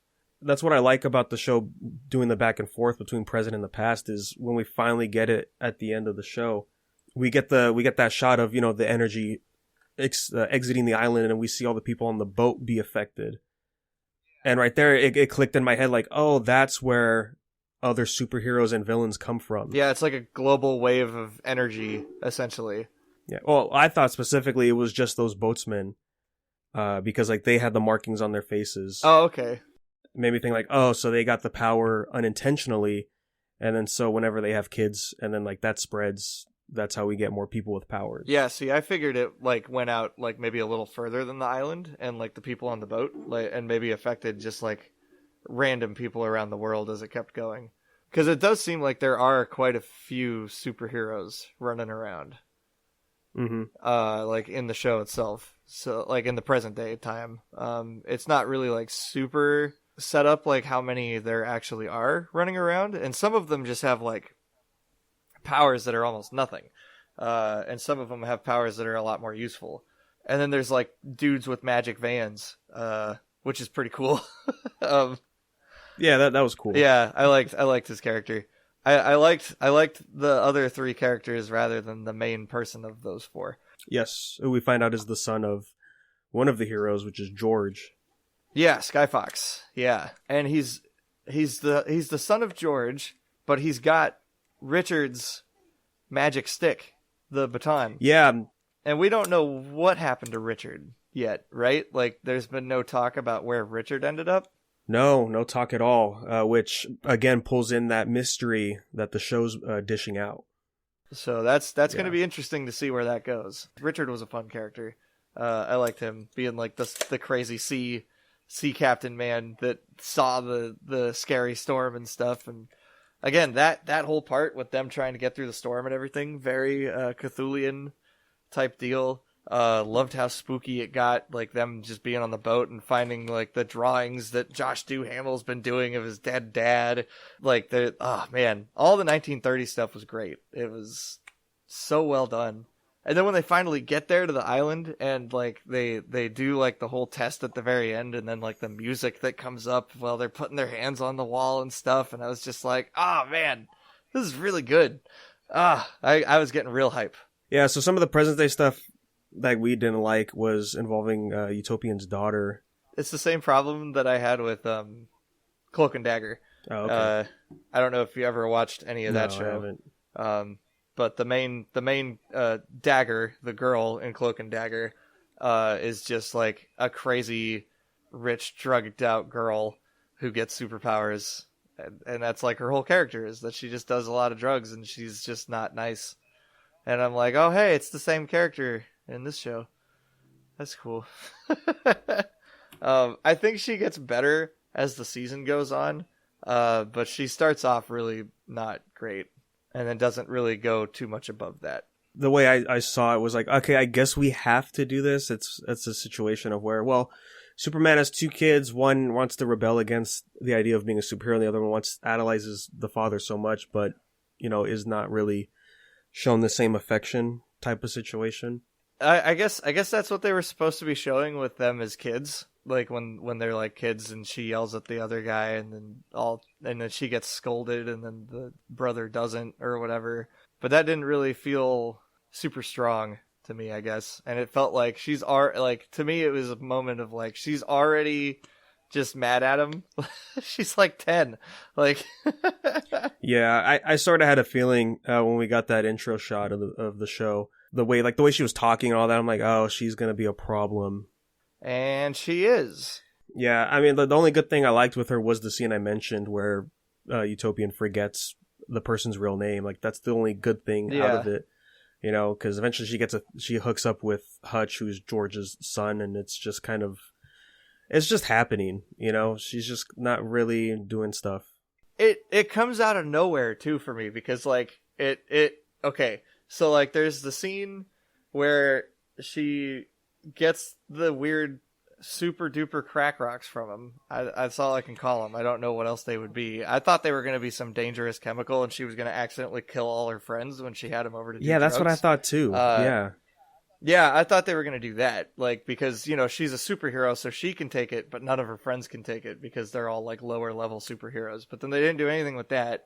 And then she almost ODs somehow, and I'm like, how do you OD when you have like superhero powers? I don't get that, but she almost ODs apparently. Hutch comes to visit her in the hospital, and then the very next scene they're just doing it, and I was like, there's a scene missing. Like, I missed something between the hospital and here. What happened? Like, and I guess it would make sense that they would know each other, right? Because they're kids of the Union, so like they would know of each other, probably grew up with each other to an extent. Yeah, because it had to be before the problem that happened with Skyfox. It makes me almost wonder, was the other kid that's in the scene of the other, like the kid scene, the one that runs away? Could that be Hutch? Maybe that's Hutch. That could be, because he freaks out about powers, and we know Hutch doesn't have powers. Yeah, like he's just like real good with tech stuff. Like he's kind of like a Tony Stark kind of dude. Yeah. So I don't know. Hutch is like kind of, he's a really weird gray line for me because he doesn't really like do anything like the whole season. He's just kind of there. Yeah, he does have one cool scene that I liked that is kind of like it's like it expands a little bit more of like what the world has to deal with these villains and all that, is when he teleports into that room at the end of the episode and the pressure's low oxygen, so he can't talk to teleport out of there. Because he tries to say loft, but then it doesn't do anything because there's no like his sound isn't just making it to it. Yeah. So that was pretty neat. Yeah, I like that. That was probably my favorite thing with him. I liked the scene a lot of Utopian chasing him around the planet. Oh yeah, that was cool too. That was pretty great. He's like, I need to talk to you about your dad. Then he's just like, India. And then he just teleports to India, and then 10 seconds later, like, Utopian's there. It's like, yeah, oh yeah, he's Superman. You can't really get away from him. I will say, I guess his intimidation scene was good too. He was talking to those two like bodyguards for the big man. Yeah, and I like that he can teleport the stick like anywhere, like even inside a guy's heart, which was pretty spooky. I was like, ooh, that's good. That's good. That's a nice, like, you don't get to see it. You just get to see hints of it, of what happened, and your brain just gets to imagine it. And I was like, I guess the quest for him to try and find his dad is kind of interesting, because it implies that his dad is like in a different dimension or whatever, or trapped somewhere. It was interesting to me because at that moment I had the idea of like, oh, so Skyfox was the tech guy of the team, right? Because obviously he gave this to his son, and that's why his son can use it, and he programmed it to not find him, so Hutch can never find his father, right? But then when we get the reveal, like, oh no, actually this is from Richard, that made it more interesting for me, because like, oh, so why can't it go to where Skyfox is? Did Skyfox tamper it? So I have some info about that just based on the comics. I don't know if it's going to be exactly the same in the show, but the thing I was listening to earlier from Caravan of Garbage, they were talking about some other things that are going to happen, that might happen down the line. And one of the developments that happens in the comic book is Hutch reveals to his dad that his favorite hero on the team is Richard, Richard's character, and he loves like the stick, like the superpowered stick thing. So before Skyfox in the comic books disappears, he builds a replica one that works just like Richard's staff. Oh, okay. Yeah, and in the comics, Richard's staff does a ton of other stuff than just teleporting, but it seems like they've narrowed the focus of the power set a little bit. Well, we'll see, because with Richard, he has the least amount of screen time out of everybody. That's true. So we really haven't seen what he can do yet. Yeah, and I'm sure when we get a season 2, they're still going to be doing the flashback stuff. I'm hoping for some World War II involvement stuff. I think that would be fun to see how they deal with World War II, because it seems like this is supposed to be a reality where superheroes do exist, but the Union themselves don't interfere. Like, that's what the code is put in place for, so that history like still proceeds mostly the way it does in the real world. Which the code, an interesting thing, because the whole time I'm thinking, oh, this is something that Sheldon established for the team. You know, the whole thing he's fixated on he couldn't save his father, and he saw the farmer kill himself, so he instilled these rules to make sure that they're better than what those two people did. That, you know, it really affected him. But I think it's established that when they got the powers, that's when they got the code as well. And I thought it was a thing that they all came up with collectively. Maybe I'm wrong, because I think that's what Josh Duhamel says when they're in the first, when they're first in the Hall of Justice or whatever, at their like little table, like in the flashback scene. Like they talk, like Josh Duhamel talks about like the code being important right there. Like, oh, we can't interfere in political blah blah blah because we're too powerful. And I'm like, yeah, that makes sense to me. That's. Well, and speaking of the code, that's the big question in the air for the whole season in present day for more than a few characters. And on my end, I just wish we got a lot more of that in a lot of different aspects. So the big thing was Brandon Paragon, the son of Utopian, who will eventually take the mantle and lead the Union, ends up killing Black Star, one of the villains that they have to fight. But he doesn't actually kill Black Star. He just kills a copy of Black Star. Yeah, we find out he kills a clone, but it's still in the air that he took a life, and Utopian's very upset with that, and the world itself isn't too upset about that. Yeah, the world itself is like, maybe that should happen more often. And obviously, you know, you get your cops want to kill people thing, which I was like, oh, okay, all right, okay. When I heard that, seemed like, oh, is this set up trying to push something here? Because like the clone of Black Star is a setup for something bigger to happen, right? And with the cops saying that, I thought like, oh, maybe they're being controlled, like part of this game that's happening here. Oh, see, that would have been kind of interesting. Yeah, but it probably is just a one-off note for cops killing people. Yeah, I feel like it's more of a, hey, real world people watching the show, get it? Like that felt like one of those kind of moments, which this show does a couple times. There's a couple moments like that, mostly while they're watching like news channel stuff, where it kind of feels like that. But for the most part, the show stays pretty like focused on its own storyline of stuff, which I really appreciate. But yeah, the code being brought up by Brandon and then eventually adopted by him fully is really interesting. I really love Brandon's arc in this season of the show. Like I love how he goes from having so much doubt and sort of like ineptitude, like after he's like grounded and made to think about stuff for a while, he figures it out. Like he figures it out on his own. He doesn't need like anybody to hold his hand. It's pretty interesting. Yeah, I like it a lot. And I like that you can see how he will be the next Utopian. Like how he's going to become that paragon of justice. Yes. The only thing I wish is we had more screen time with him to really get a lot of that stuff. Because it's most of the stuff we see is just him at the house on the farm. And, you know, there's good stuff there, but I kind of wish there was a lot more.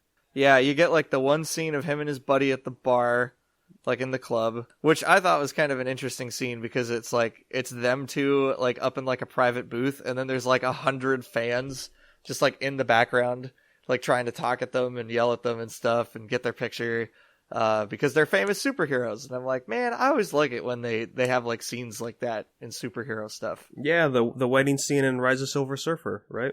Yeah, exactly. When they're at the club. Yeah, good stuff. It's awesome. But that scene felt pretty good. But yeah, I just wish there was more of Brandon and less of the sister. I think they focused a little too much on the sister character. But she does get a good moment with Brandon, finally, like when she's over at the house, like just with Brandon at one point, and he's like, "You need to come over more often while Mom and Dad are here." And she's like, "Yeah, maybe." And then like walks away, and I'm like, "Oh, she's turning a little bit. She's got a little bit of she knows that she's kind of messing up. That's cool. That's growth. That's neat. That's fancy." Yeah, and it's great that Brandon's the one saying that to her, right? Because he's grown so much in between this time. Yeah, like just from the beginning of the season to that point, like he's grown. Like he became an adult, like in that span of time. I just wish we could have seen more of that. Another favorite scene I had was with Grace for sure. Towards the end when she saw that her daughter's friend got killed by this villain. It's already in her head about doubts of the code because one of the other heroes who's in a wheelchair that was in a severe accident, which I'm assuming is the whole thing with Skyfox. Yeah, I'd imagine that's probably has to do with Skyfox. Yeah, he has doubts about the code. Or maybe not Skyfox. Or maybe not, yeah. Yeah. But he has doubts about the code. He doesn't think it's like times are different is the big thing about the present day stuff on the show. Yeah, there's this idea that stuff isn't black and white anymore, and there's a lot more gray area to most of the stuff happening. Utopian himself thinks specifically in black and white because that's the time period he was raised in, and the way he was raised by his dad was to think that way. Yes, very much like, you know, Clark Kent Superman of the old age of the 30s, the golden age of superheroes, you know? So we already see if Grace has this conflict in her mind. She's been butting heads with Utopian here and there in the show. Like she's kind of fed up with his stuff that he keeps doing, I guess, since they've been married for, 80, 90 years or whatever. Like they've been married for forever. So yeah. And just seeing all the recent deaths of all these young heroes that they've taken under their wings. I thought for sure that she did kill the villain. Yeah, that's what I thought too. There was the blood splatter would have implied death, but apparently he's not dead. And like, cause she says, blah, blah, blah dies and that bastard gets to live or whatever. Yeah, I'm pretty interested, in seeing where her, development ends up going. I love that she stands up to Utopian at the end and she's finally just like, look, you gotta listen to me. I used to be a reporter and like used to question things all the time, and now I don't, and it's a problem. And we need to start doing that again, because that's how we got here in the first place. That whole episode I actually really enjoyed, because I love the idea that the episode starts off with them, you know, doing their stuff in bed, and then he goes off to do the meteorite thing, and then it becomes a day in the life of Grace. Yes. And then we just kind of follow her throughout a regular day of patrol and superhero stuff, and then it ends on a sour note, and then she just comes home and becomes like a normal person again, and then he comes home and he stays in the suit. You know, like there's good visual storytelling going on in that part, because he never gets out of it. Like he's just in the suit like the whole time. When he gets back, he doesn't immediately like just rip it off himself. And he does remember to pick up like eggs or milk or whatever. The dry cleaning. Yeah, the dry cleaning. He does pick up the dry cleaning, and he's super casual about it. Like nothing bad happened or whatever. And it felt very real in terms of like two people in like a marriage that's kind of on the rocks type thing, even separately from them both being superheroes. Like that felt like such a real like situation. I was like, this is good writing, man. This is nice. And I love that shot, that like final shot of them on the porch, and then like the asteroid like passing by in the sky, mm-hmm. and then Josh Duhamel just looking up at it and being like, I did that. Yeah, that was good. I was like, what a good visual. Like you don't actually need to see him stop the meteorite. Like we saw him, like we just see it from the aftermath perspective. Then of course, we got to talk about one of the best characters in the show, and that is Utopian's brother, Walter. Oh man. Before we get super heavy into Walter, how did you feel about all their old people makeup versus their young people makeup? All of them look really good except for Wheelchair Guy. Wheelchair Guy still looks like he's 19, and they just put gray hairspray in his hair. Yeah, I mean, I guess the scars are supposed to distract you from that. A little bit. Yeah. Yeah. I don't know. It just looked like a teenager playing an old person. Yeah, no, it was really well done. Yeah, but everything else, though, whew, man. And I loved Josh Duhamel's hair. Like his like present day hair. The long hair, yeah.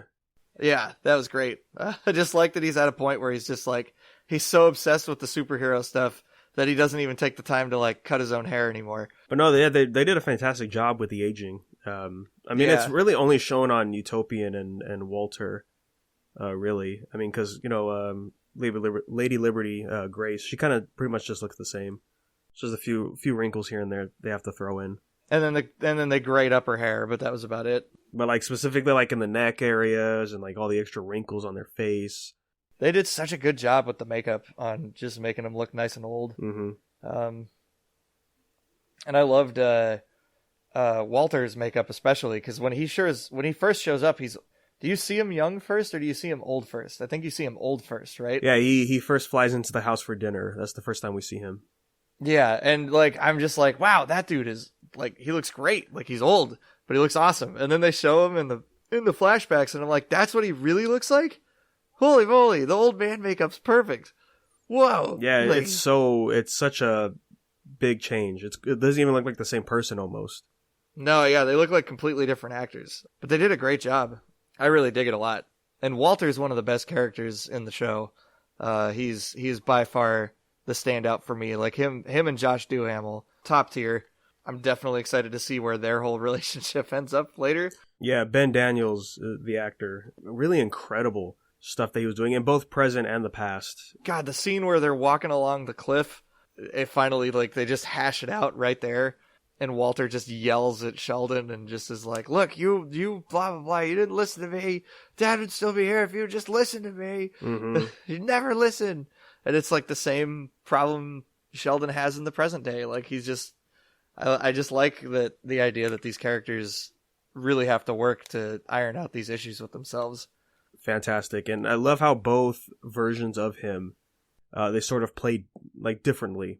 And they're both throwing out different emotions. Yeah, I love the way that he's trying to undermine stuff in the present day, because it kind of follows along how he was the only person who wasn't like following Sheldon's lead back in the past type deal. Like there's a good reflection there of that stuff. There's another scene that I really like with Walter. It's just a random one that I thought of. where it's like him and Sheldon after they've gotten the powers, and they're just like in a little cafe together. Oh, and like yeah. Walter's like, how you can't just go around showing your face like this, and like Sheldon's like, nobody will recognize me. They have no idea how to put two and two together that I'm Utopian. You just keep flying around with that silly mask, man. I'm just like, oh my gosh, I want to see Walter in the mask. But I guess we can get into the big twist. Yeah, that I didn't see coming. I was not expecting it. So it turns out Walter's big superpower, like they all have a general same set of powers where they can fly and have some nigh invulnerability, and it seems like Utopian's extra power is like the heat vision, and he's got like an impenetrable mind, is what he said. Like not even your uncle can get in here, or whatever. I think he said to the Asian girl at one point. Well, her father. Yeah, that's Walter's daughter. Oh, your father. That's what I meant. Yeah. You're not even your father could get into this brain. Which I think Walter probably could, but he just chooses not to because, Sheldon's his brother. Yeah, I feel like Walter's powers are a lot more strong than he lets on. And I think that becomes pretty apparent in the final episode when we find out that it was never Skyfox. First of all, there's a big fight in the brain because they try to read the mind of the clone. And so Walter ends up going into the mind of the clone, Black Star, with the help of his daughter, who's also a psychic.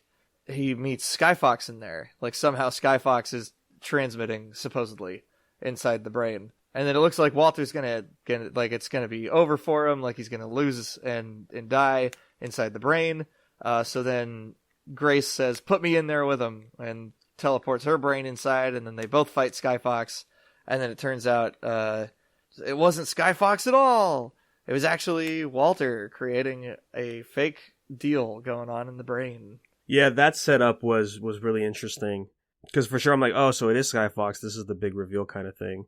And then it wasn't until the conversation with his daughter where I was like, oh, okay, so this is all a big elaborate play, which does go hand in hand with Walter's character, right? Yeah, he does tend to think in big elaborate ways of how to get around stuff. Oh yeah, let me just say, like the beginning part of him trying to dive into the clone's dead brain was great. Just the way, like he was being suffocated, like through that, like looked like latex was covering his face. Oh yeah, like the weird like copper looking latex stuff. Oh, That was so creepy. Yeah, that was awesome. That was cool because like the brain was shutting down, I guess, and it was unstable. He couldn't do it. Which, I mean, I don't know how much of that was just an act at this point, and how much of that actually happened. Well, the brain shutting down part was obviously still happening because it was on like all the computers and stuff. But I don't know how much of him.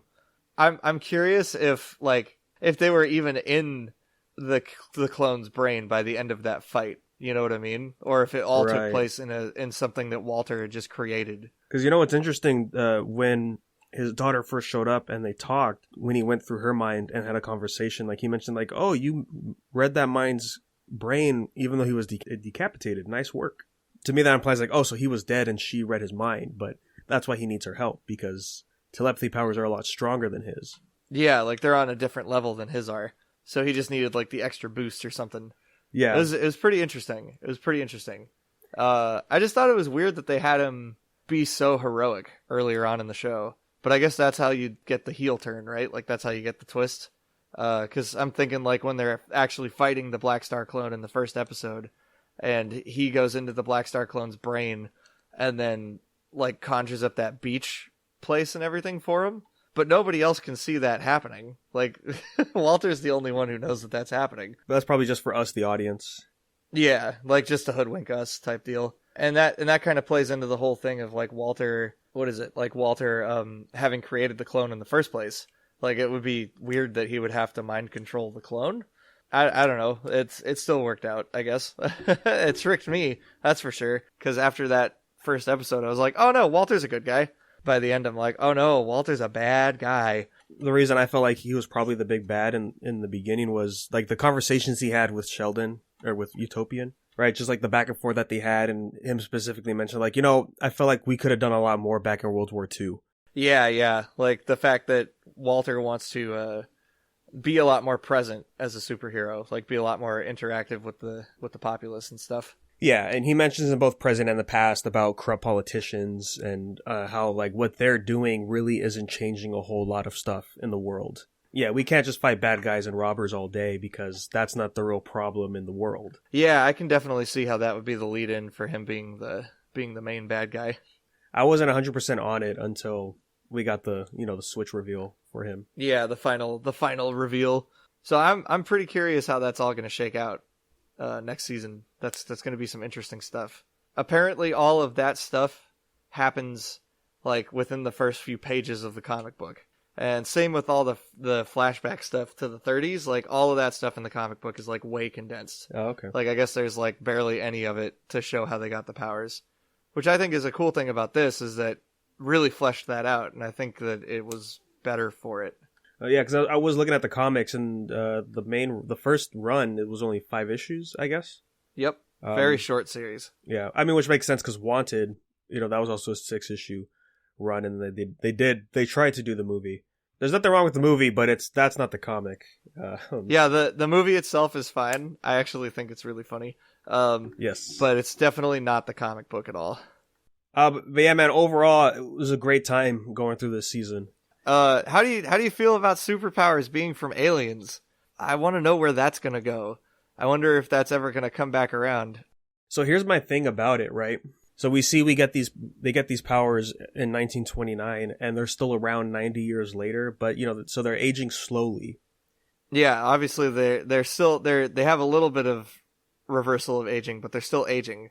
And so my thing is, I mentioned earlier about how did everyone else get powers? Where are all these people coming from? And I think it's because for them to do the journey to get the powers, they should have been by themselves. So those people on the boat weren't supposed to be there. Oh, okay. Because we see them get affected, and that's like, oh, so that's why there's other people here. The way I see it is maybe they were only supposed to be there to be superheroes, but there wasn't going to be super villains to fight, right? They were just supposed to be the guardians of the planet, just to keep an eye on things and making sure that the world order stays good. That makes sense. And I think that's where all the conflict comes in, right? Because the majority of people are saying, like, why don't you kill the supervillains? There's so many deaths with them still being around. And then this idea of having other superheroes in the picture, which I don't think were the original intentions of these beings that gave them the powers in the first place. Yeah, whatever the creatures were that left the construct on Jupiter, which I really like that's where the title comes from. It's the legacy of Jupiter, the planet itself. Like, that was really cool. And I loved, I loved the scene right before they go through that whole process.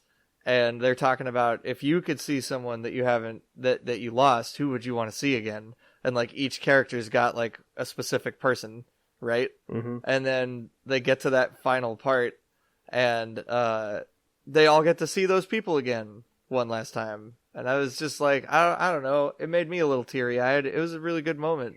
It was a great moment. It reminded me a little bit of CW Flash when the Speed Force has to talk to Barry and they choose to be Nora Allen, to find some comfort between them and Barry. I really dig that kind of stuff when it happens in like the sci-fi movies and stuff, when whatever the giant object is reads the most wanted desire of the subject and projects it out for them to make them comfortable. Kind of like Galaxy Quest, like how all the aliens have to disguise themselves in human shape, even though they're giant weird squid monsters. So I really dug that a lot about that episode. That whole episode actually for me was probably one of my favorites, because it's just like you're getting the final like explanation of how they got the powers. You're finally seeing like them come together as a team. And you really get how they come together as a team, too. And I love that they don't have to have, like, in those final 2 moments where they're just like, Walter, you and George got to get your shit out and just be done with it. And all they do is they just look at each other and they just forget about it. And then it's the same thing with Walter and Sheldon. They just look at each other and they just put it past them. And they don't even have to say anything. And I was just like, that's so powerful. Like, that acting is so strong. Yeah, strong visual storytelling. Yeah. Yeah, and I was just like, man, that's great. That's so good. And I loved the whole concept of that area of, like, there were other teams of 6 people that tried to come out here from various like time periods and stuff, and none of them were able to make it because they weren't unified like by the time they got to the end, which I thought was really cool. Yeah, my big thing is I wonder what's going to be happening with the I wonder leading up into future episodes for season 2 if there's going to be any communication with those beings again. Yeah, I don't know if they come back in the comics or not, so I'm very curious to see if they show back up. Because part of the finale we see is Walter, who took the oath, broke the code by killing his daughter. Oh yeah, I didn't even think about that. Yeah, so I would think that's a big thing, right? Because it's like the whole point is that they have to be worthy to wield these powers, but like, are they always being watched to make sure that they're in check? Yeah, that's with true. The powers like or maybe not. that's why the code is there in the first place, is because they're being checked on. It's kind of neat though that it's a biological trait that gets passed down. Like it's something that's been altered about them on like a physiological level. So that way people like Paragon and the daughter can exist. Yeah, even Walter's daughter too, right? She has the psychic powers. Yeah. Except for Hutch though. He doesn't have powers. It makes me wonder if Skyfox had powers in the first place. Like I always thought, like, just the way that Skyfox looks and everything, I kind of figured that he was like the Batman of the team. Well, we know he can fly because of that shot on the island. It's all because they all fly off the island, so they all they all got to have powers that way at least. Yeah. But we do see him use weapons in the mind fight, right, where Walter's trying to make it look like it is him. Yeah, and he like freezes Grace in the air or whatever with like the freeze ray gun or something. Yeah, so I don't know. Well, it could be a combination of the two, maybe for Skyfox.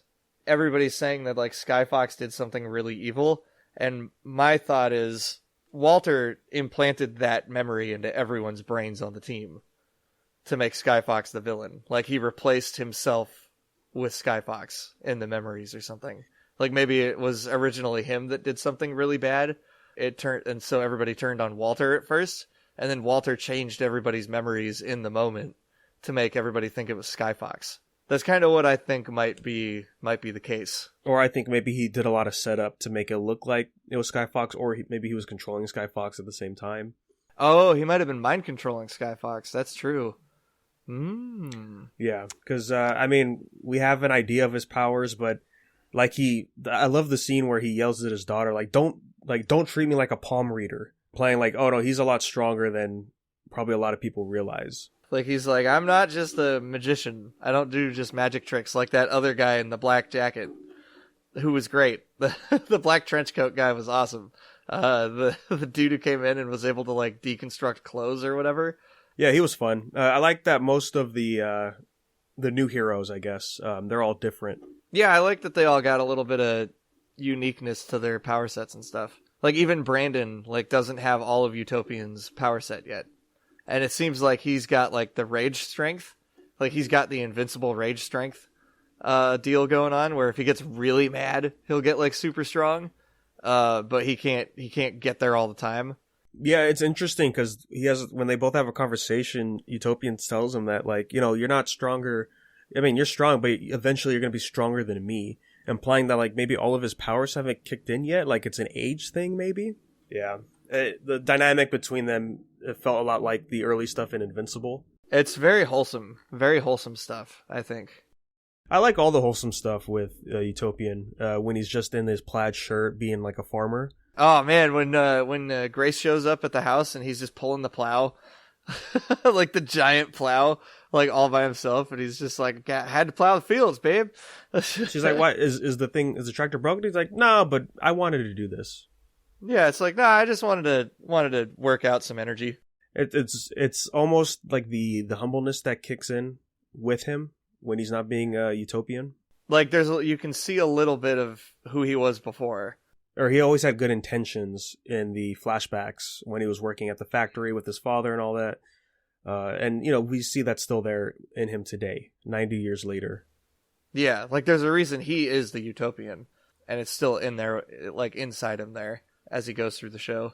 I do like Paragon's change at the final episode. I think it's a little weird that they kind of play up this thing of Josh Duhamel's of Utopian not being able to save his own kid. I thought that was a little weird. And then him trying to convince Paragon, like, I would have saved you. I wouldn't have let you die. And then Paragon just walks away. He's just like, yeah, he just says, I know, Dad, and walks away. Yeah. Yep. Like, I don't know if you would have. You might have. I don't know. Yeah, to me, it was either two things going through Paragon's head. Was that like, no, I know in a respectful way because of the code, because he understands and respects the code now. Or just him being what he has been the whole season, just saying, yeah, I know, Dad. Yep. Like, the code's more important than me. I think it might be like a combination of the two, because these characters generally tend to seem pretty deep in terms of that kind of thought processes.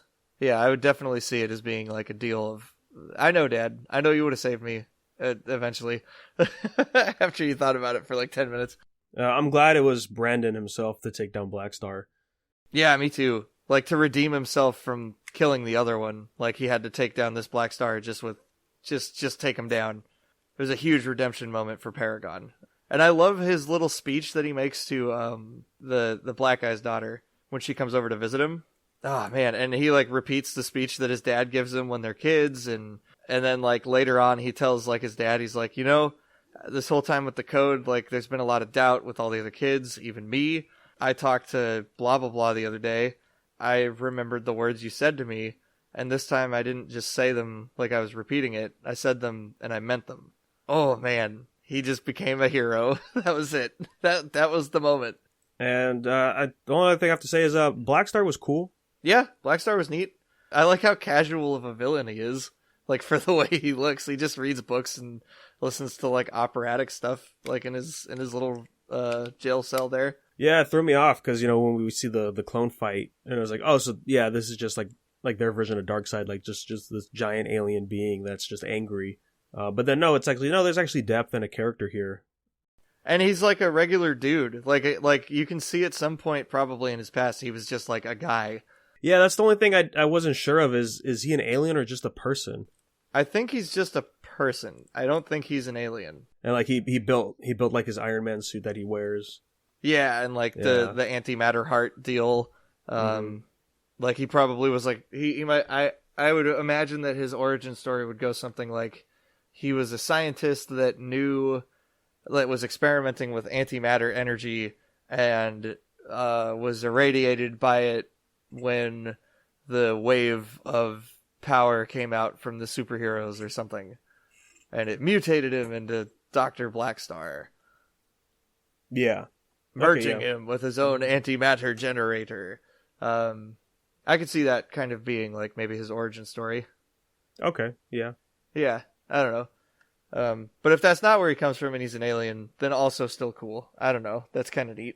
I like that there's a super jail for all the supervillains.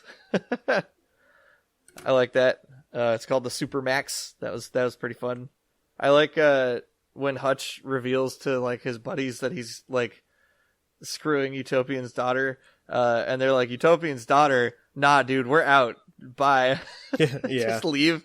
He's like, but what? I know. I need. The person who wrecked my van, bro. Like, no way, dude. A lot of good like little lighter moments like that throughout this show too that I really liked. A lot of good little comedy bits. There's like a lot of small things that happen in the show are like big highlights for me. I think that's one of the cool things about this show is that it's full of really good small moments that build up to bigger stuff.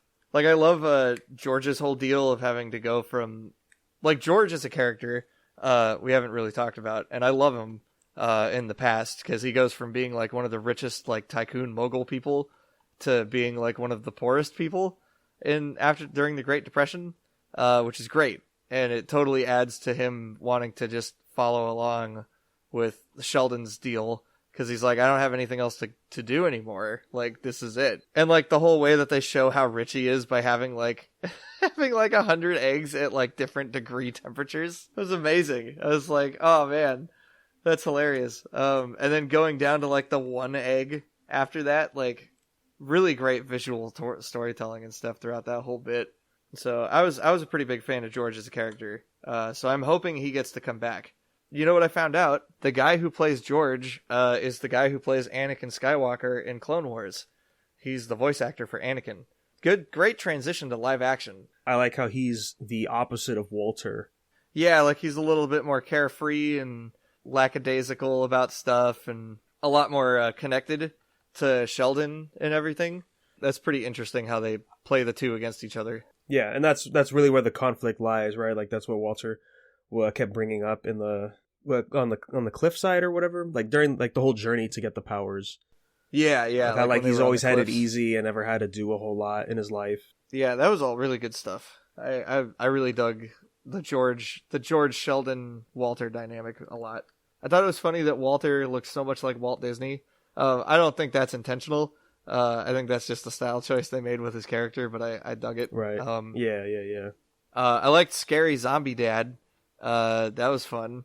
I wasn't expecting it, and I also wasn't expecting it to be that frequent in the flashback stuff. Like, that was pretty neat. I liked that whole aspect of Sheldon's character and stuff.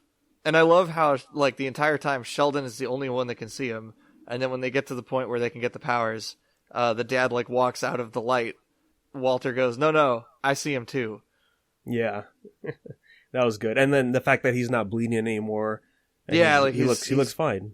Back to being whole and happy, and that was really cool. I really liked that moment a lot. And see, for me, part of the mystery with the father was like, oh, maybe his father is part of the reason why they get powers or something. You know, like maybe he used to be a hero. That's kind of what I was wondering. I didn't know if the pocket watch has anything to do with it, and also, like, I still don't get the significance of making a copy of the pocket watch and putting it in the clone of Black Star. I'm assuming that'll come up in season 2.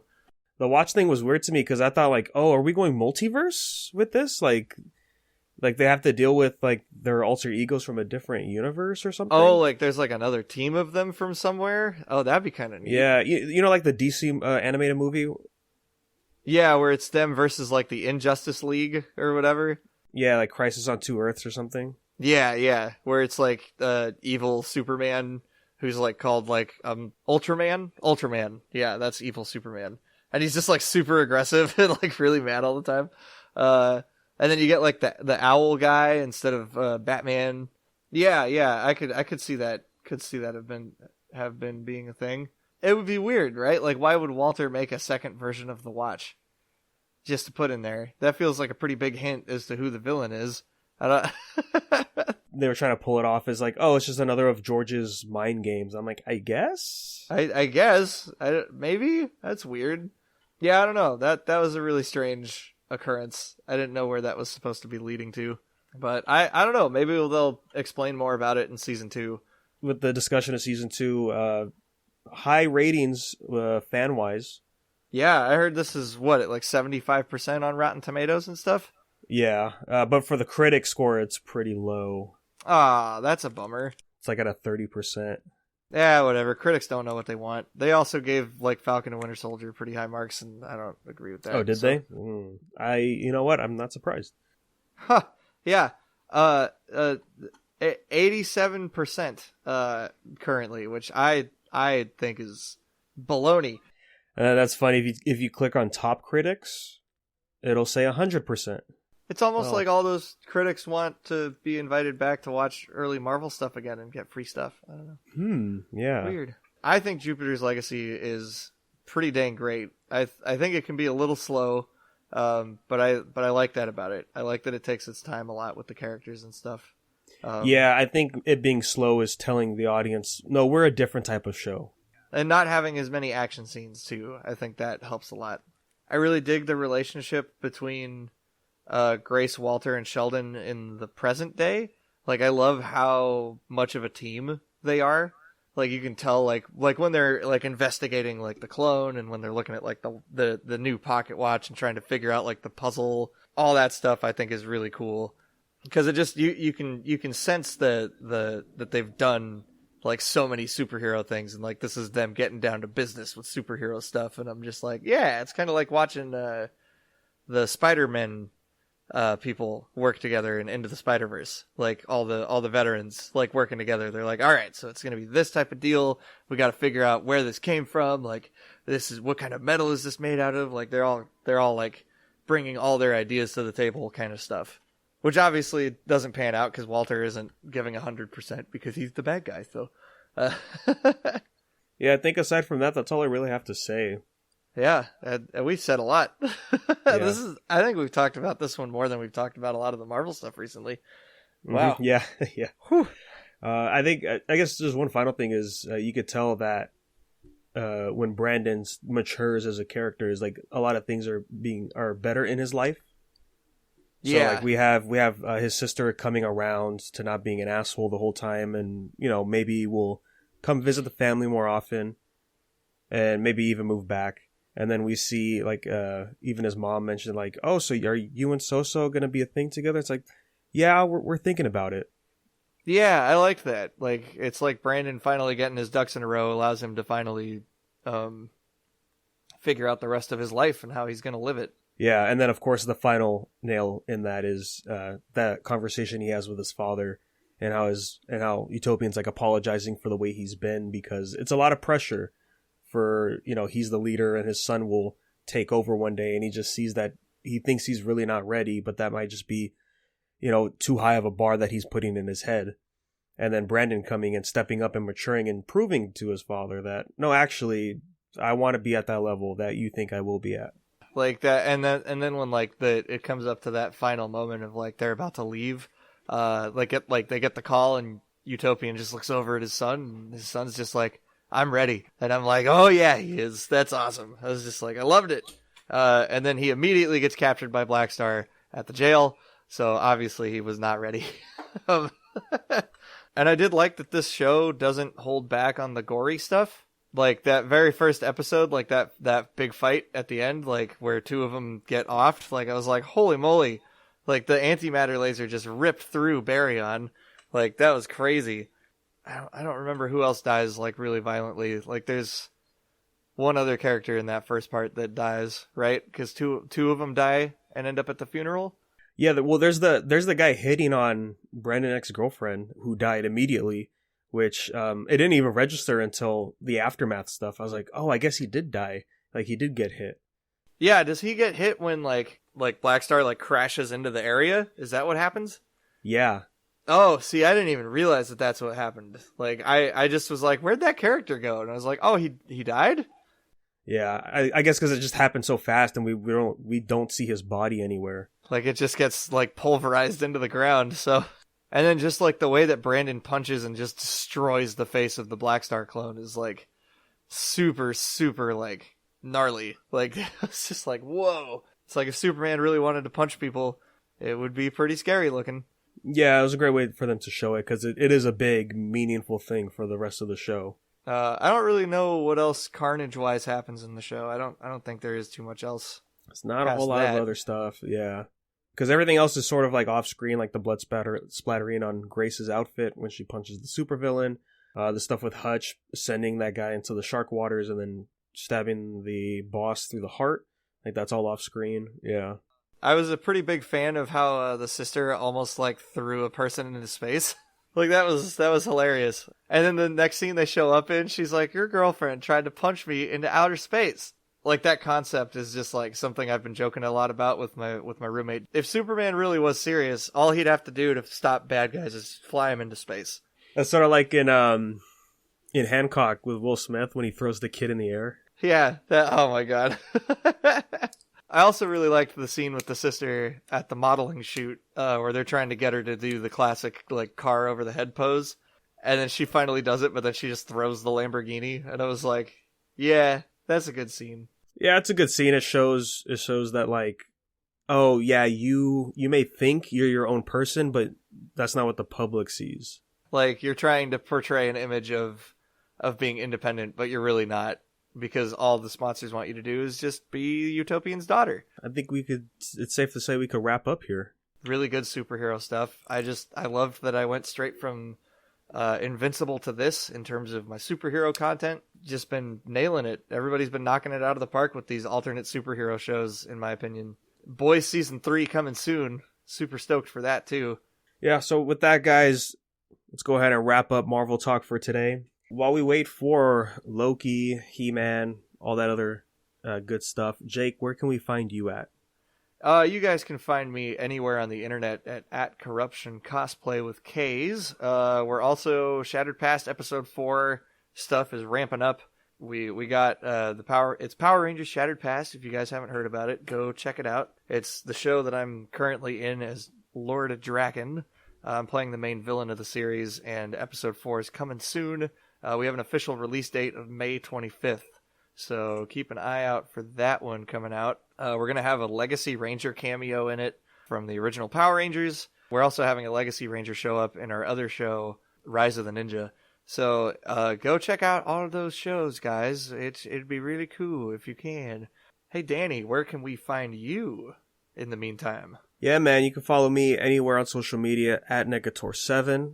And also on Twitch. I'm going through the Ratchet and Clank series right now as we're leading up to the new game coming out next month. I just finished the second game, so still have a lot more to go through. And then, of course, you can also find me at Unverse Podcast. That's our other podcast. I mainly do manga reviews over there. And, of course, you can follow this show at Marvel Talk Cast on Instagram. And then if you have any questions or comments, what did you guys think about Jupiter's Legacy? You could send those to marveltalkpodcast@gmail.com, and we'll be happy to bring those up on the next episode. So thank you again, guys, for listening to the episode. And until next time. You say neither. I say neither. You say either. I say either.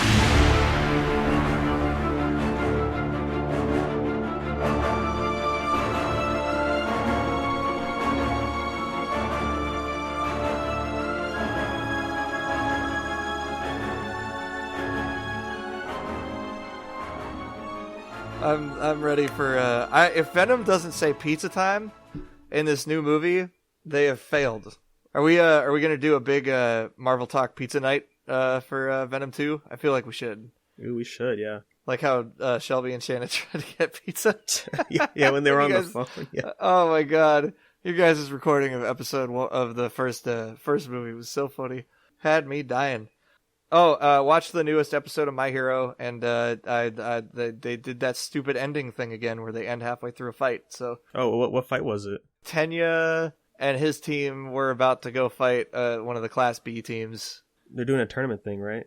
Yeah, they're doing like a training tournament between like Class 1A and Class 1B. I'm pretty sure this is going to lead to Shino, the guy who can talk to people and mind control them. Oh, Shinso.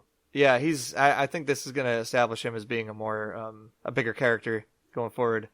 We also have because we haven't read the manga, so I don't know what happens past this point, but we have a theory that this is going to be where Deku's crazy other powers start manifesting again from One for All. The lead up right now to what's going to happen is pretty good. The manga's great. It's such a different tone. This first little arc here is pretty boring. I can't lie.